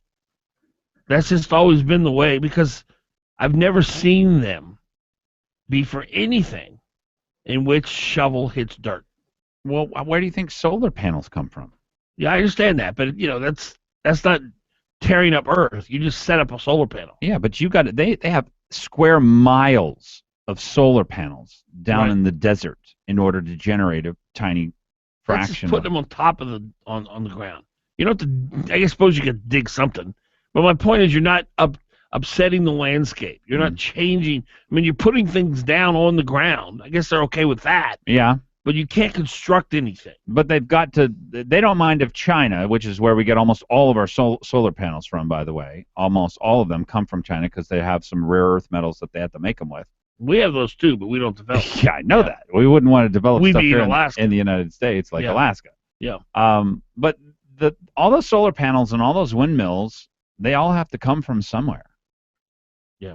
So they're all mined. Every single bit of every single one of the solar panels and every single bit, every one of those windmills and all the motors that generate and all the power cables that take stuff from one place to the other and all the transistors and all that other stuff that's involved in this, it all comes from mining. Yeah. So, I mean, as they keep pushing for this, and because it's so much less efficient, you actually have to mine a whole bunch more than you would if you just built, like a gas-fired power plant. Yeah. So I don't know. In my mind, all they care about is what doesn't work. If it's too expensive for a family to be able to afford energy and children, then we're for it. That's what we're looking for. That's our solution. I don't know. I mean, that might be cruel, but I believe what your children are currently being taught will eventually prevent your children from being able to have as many children as they want, and maybe any. Yeah, you cannot believe how many people I know that are saying, "Oh, I'm either not going to have more children or any children. It's just too expensive." And sure. So. Well, people are very rational about these kinds of things. We have the option to have children or not have children these days, and so they basically look at the numbers, try to balance it out, and think, you know what? Because look at all the benefits for not having children. Mm-hmm. I can go on vacations. I'm not going to be tied down. We can have two incomes for the whole, for our entire lives. Maybe we'll be able to retire a little bit earlier. I mean, you look at the benefits for not having children. It's dumbfounding why anybody would ever have children, which is why society has always favored the families that do. 569-1080. Let's go to John. John, you're on. Morning, Dan. Morning, everyone. Just had a quick Common Core question for you. Sure. I caught your show earlier. Who's putting on this scenario, this 8 hours of classes? And Laura Reinbold, Representative Laura Reinbold. She is the one who organized this, and there will be speakers on both sides, which you can tell that this is put on by a conservative because that's the way conservatives do things. Well, that was my next question. I didn't catch fully earlier on the show. Is this something they're trying to ram down our throats? And they're ramming it down our throats whether we like it or not. And they're not trying anything. They've already rammed it down the throats. Right. The Democrats nationally have done it. Our teachers union here locally have done it. So sure, yeah, they're ramming this down our throats, and they've already done it. It's already the law. Let me go to Will real quick. Will, you're on. Good morning, Morning. team. Good morning. I think, Glenn, the reason you're having difficulty understanding the environmental movement is because you're applying logic to it. And really, it's an emotional argument. I think there's plenty of people on that side that they're not wanting to restrict families and people. They just think it's a good idea. It's an emotional thing. They haven't ran it through all the filters of, does this make sense? Does it pencil out? Can we function like this? They just think, oh, that sounds like a Will, good idea. I got a real quick question for you. The people who design school curriculum, you don't think they've thought this through? Real quick. No, school. I was talking environmental movement. We got to take a break, Bill. Thank you. Sorry about that. I was talking environmental movement. We got to take a break, Bill. Thank you. Sorry about that. Fagan and Biegel on Hot Talk KOAN and online at 1080KOAN.com. Have you ever wondered what it would...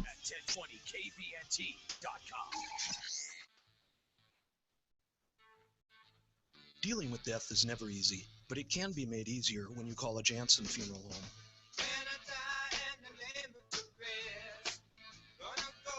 Hi folks, I'm Scott Jansen, owner of Jansen's Evergreen Memorial Chapel, Jansen's Eagle River Funeral Home, and Jansen's Alaska Cremation Center. I'm also a two-time Iditarod finisher, known as the Mushin Mortician. Death is usually a subject to be avoided. No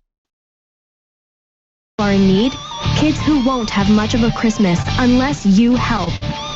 This year, make a holiday wish come true for a local teen youth foster child by adopting a wish list. Go to alaskaim.com and click on the Pump Up the Kids logo to register. We'll contact you and get you a wish list, or simply make a donation. If you're ready for the movies, there's just one place to go. Check out moviesapron.com. It's showtime. Movie times, previews, and more.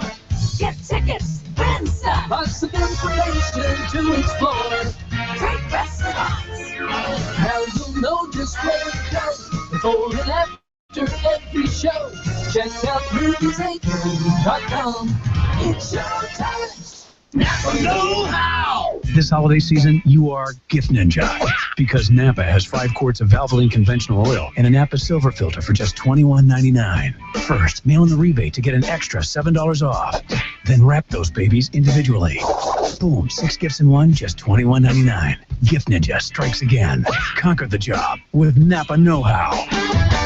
General states pricing. Sales prices do not include applicable state, local taxes, or recycling fees. At participating Napa Auto Parts stores. Offer expires 12/31/14.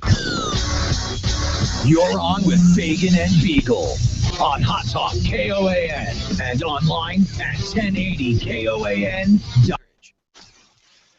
You're on with Fagan and Biegel in the morning on the Talk of the Valley, KVNT 92.5.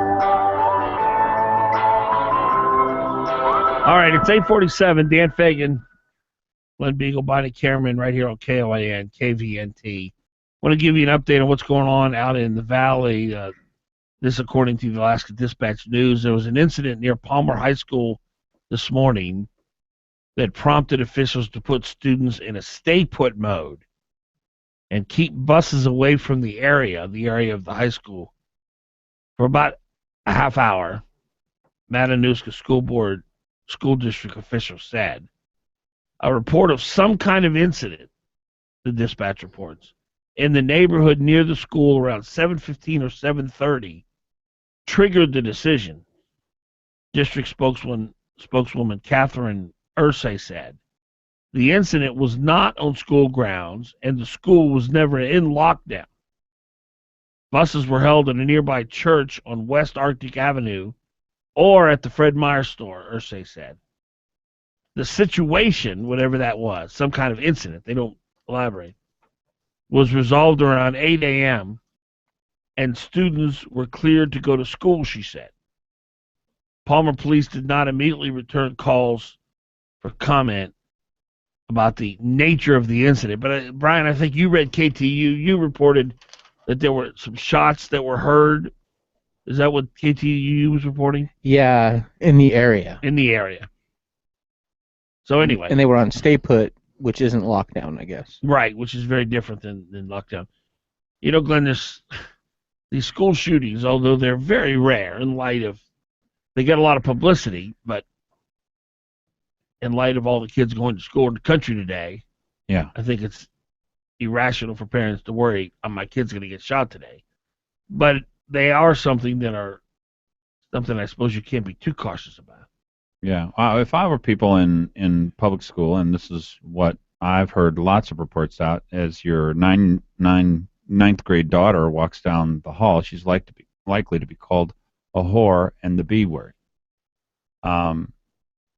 Just as sort of a friendly little, that's the way people play these days.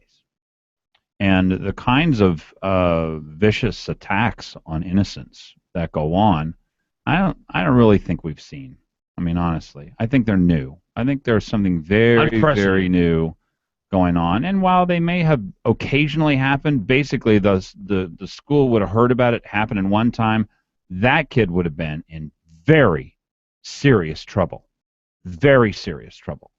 But it goes on so much today. I mean, I've gotten several reports of this going on at West High School. I don't remember where the other high schools where people experience this, but frankly, it's just terrible. So I don't know. That's the kind of violence that I would be worried about, is the violence to innocence that your kids are going to confront. You said something on this show so profound to me, and I don't remember the exact wording. I'll let you. I'm sure I'll butcher it, but that women are wives. Is it civilized men? Yeah, that's the word. Okay, Yeah, that's one of the functions of marriage. One of the critical functions for society, because society is who cares about marriage, not individual people. Right, and I agree with that. But I also think that when you are age 12 to 19, 10 to 19, that formidable years, and I suppose you're formidable even younger than that, but formative, thank you. The idea of exposing people at that age to such crudeness and incivility, talking about movies, rap music, running with the gang, where the F-bomb is every third word, where you, like you say, you look at a girl and say, oh, get out of here, whore. And, I mean, just the crudeness of those formative years, that's devastating to our culture. Sure. And because of the absence of the parent, most people work 2 jobs. They have to because they can't pay their mortgage unless they do. There's no buffer there. It's literally the world these kids are immersed in. What is the person supposed to do? Frankly, I think it's transformative, to use a word the president seems very fond of. What is the person supposed to do? Frankly, I think where would you put that? I mean, try and put yourself back at that age, and that is what you're faced with, that kind of verbal violence.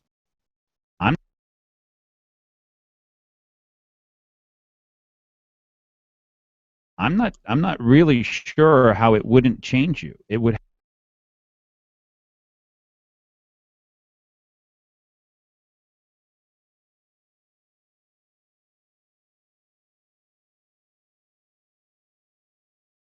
School, as far as I'm concerned, and that's what I've got to deal with. That's my reality, and so I don't know how it can't transform you as you try and figure out how do I survive today? How do I get through today so that I can, move on? But you're going to move on as a different person. I don't know how you can't. What's the answer?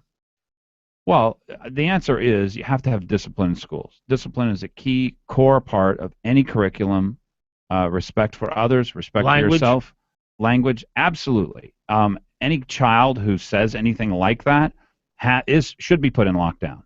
They should be transferred to a school where. What happens, by the way, is that doesn't happen because as you change the culture of a school and you let people know, if you say the B word to somebody who you don't know, you will be either thrown out of school for 3 days, you will be put into a lockdown classroom, you will face consequences. People will just stop doing it.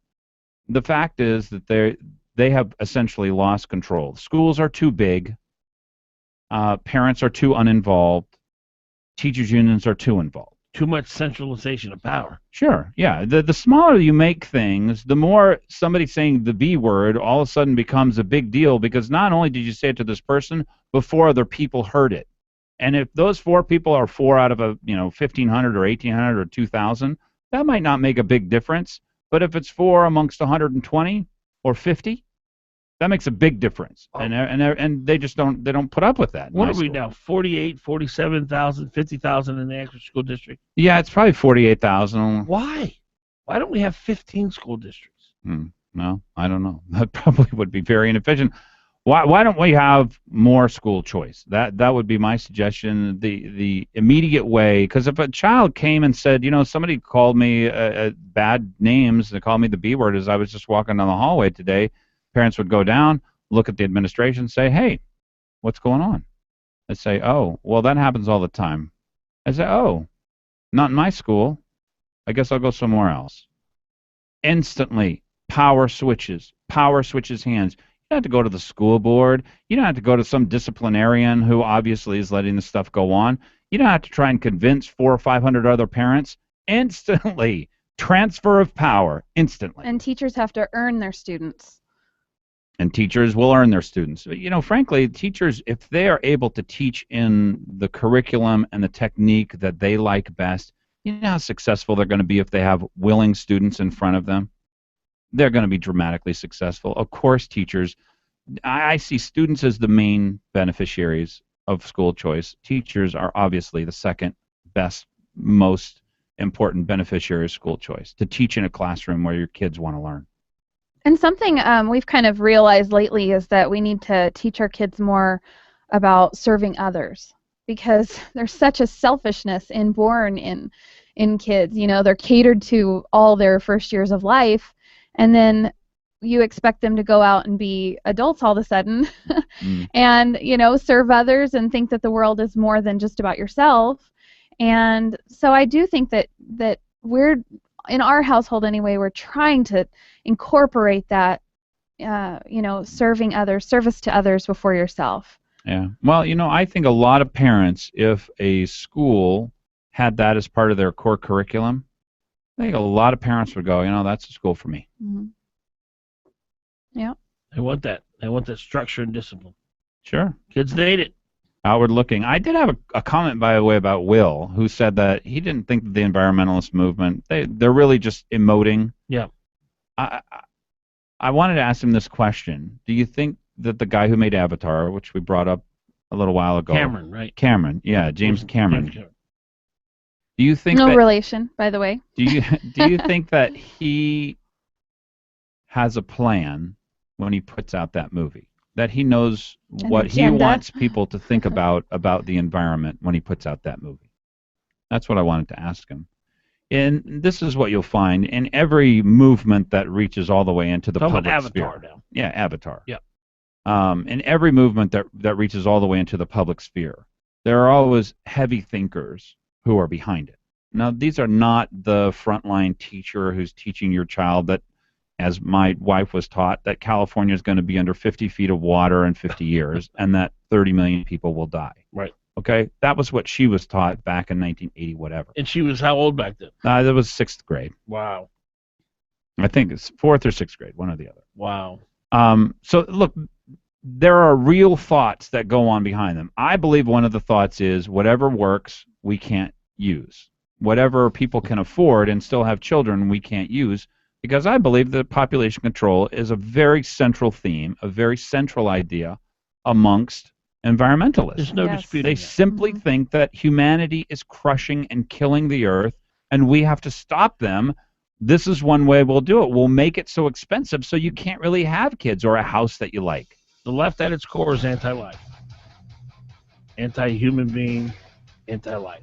But I just wanted to let Will know, I don't think that they're not just emoting. There is deep, deep meaning behind most of the stuff that the left is up to. We'll be back tomorrow. Fagan, Biegel, and Bonnie. Have a great Tuesday.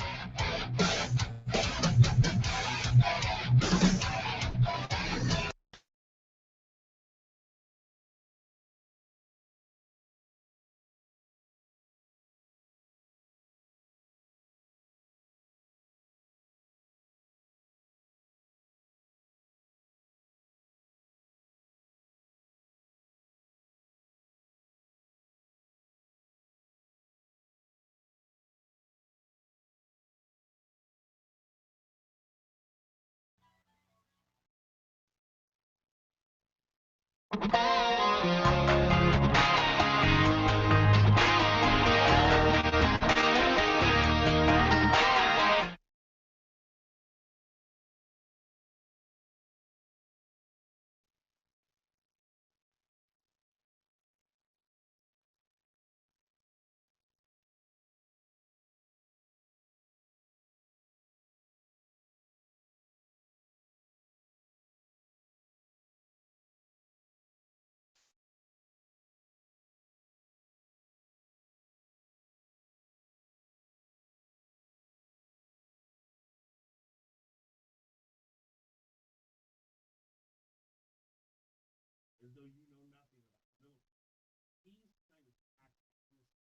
Not budge an inch during debate.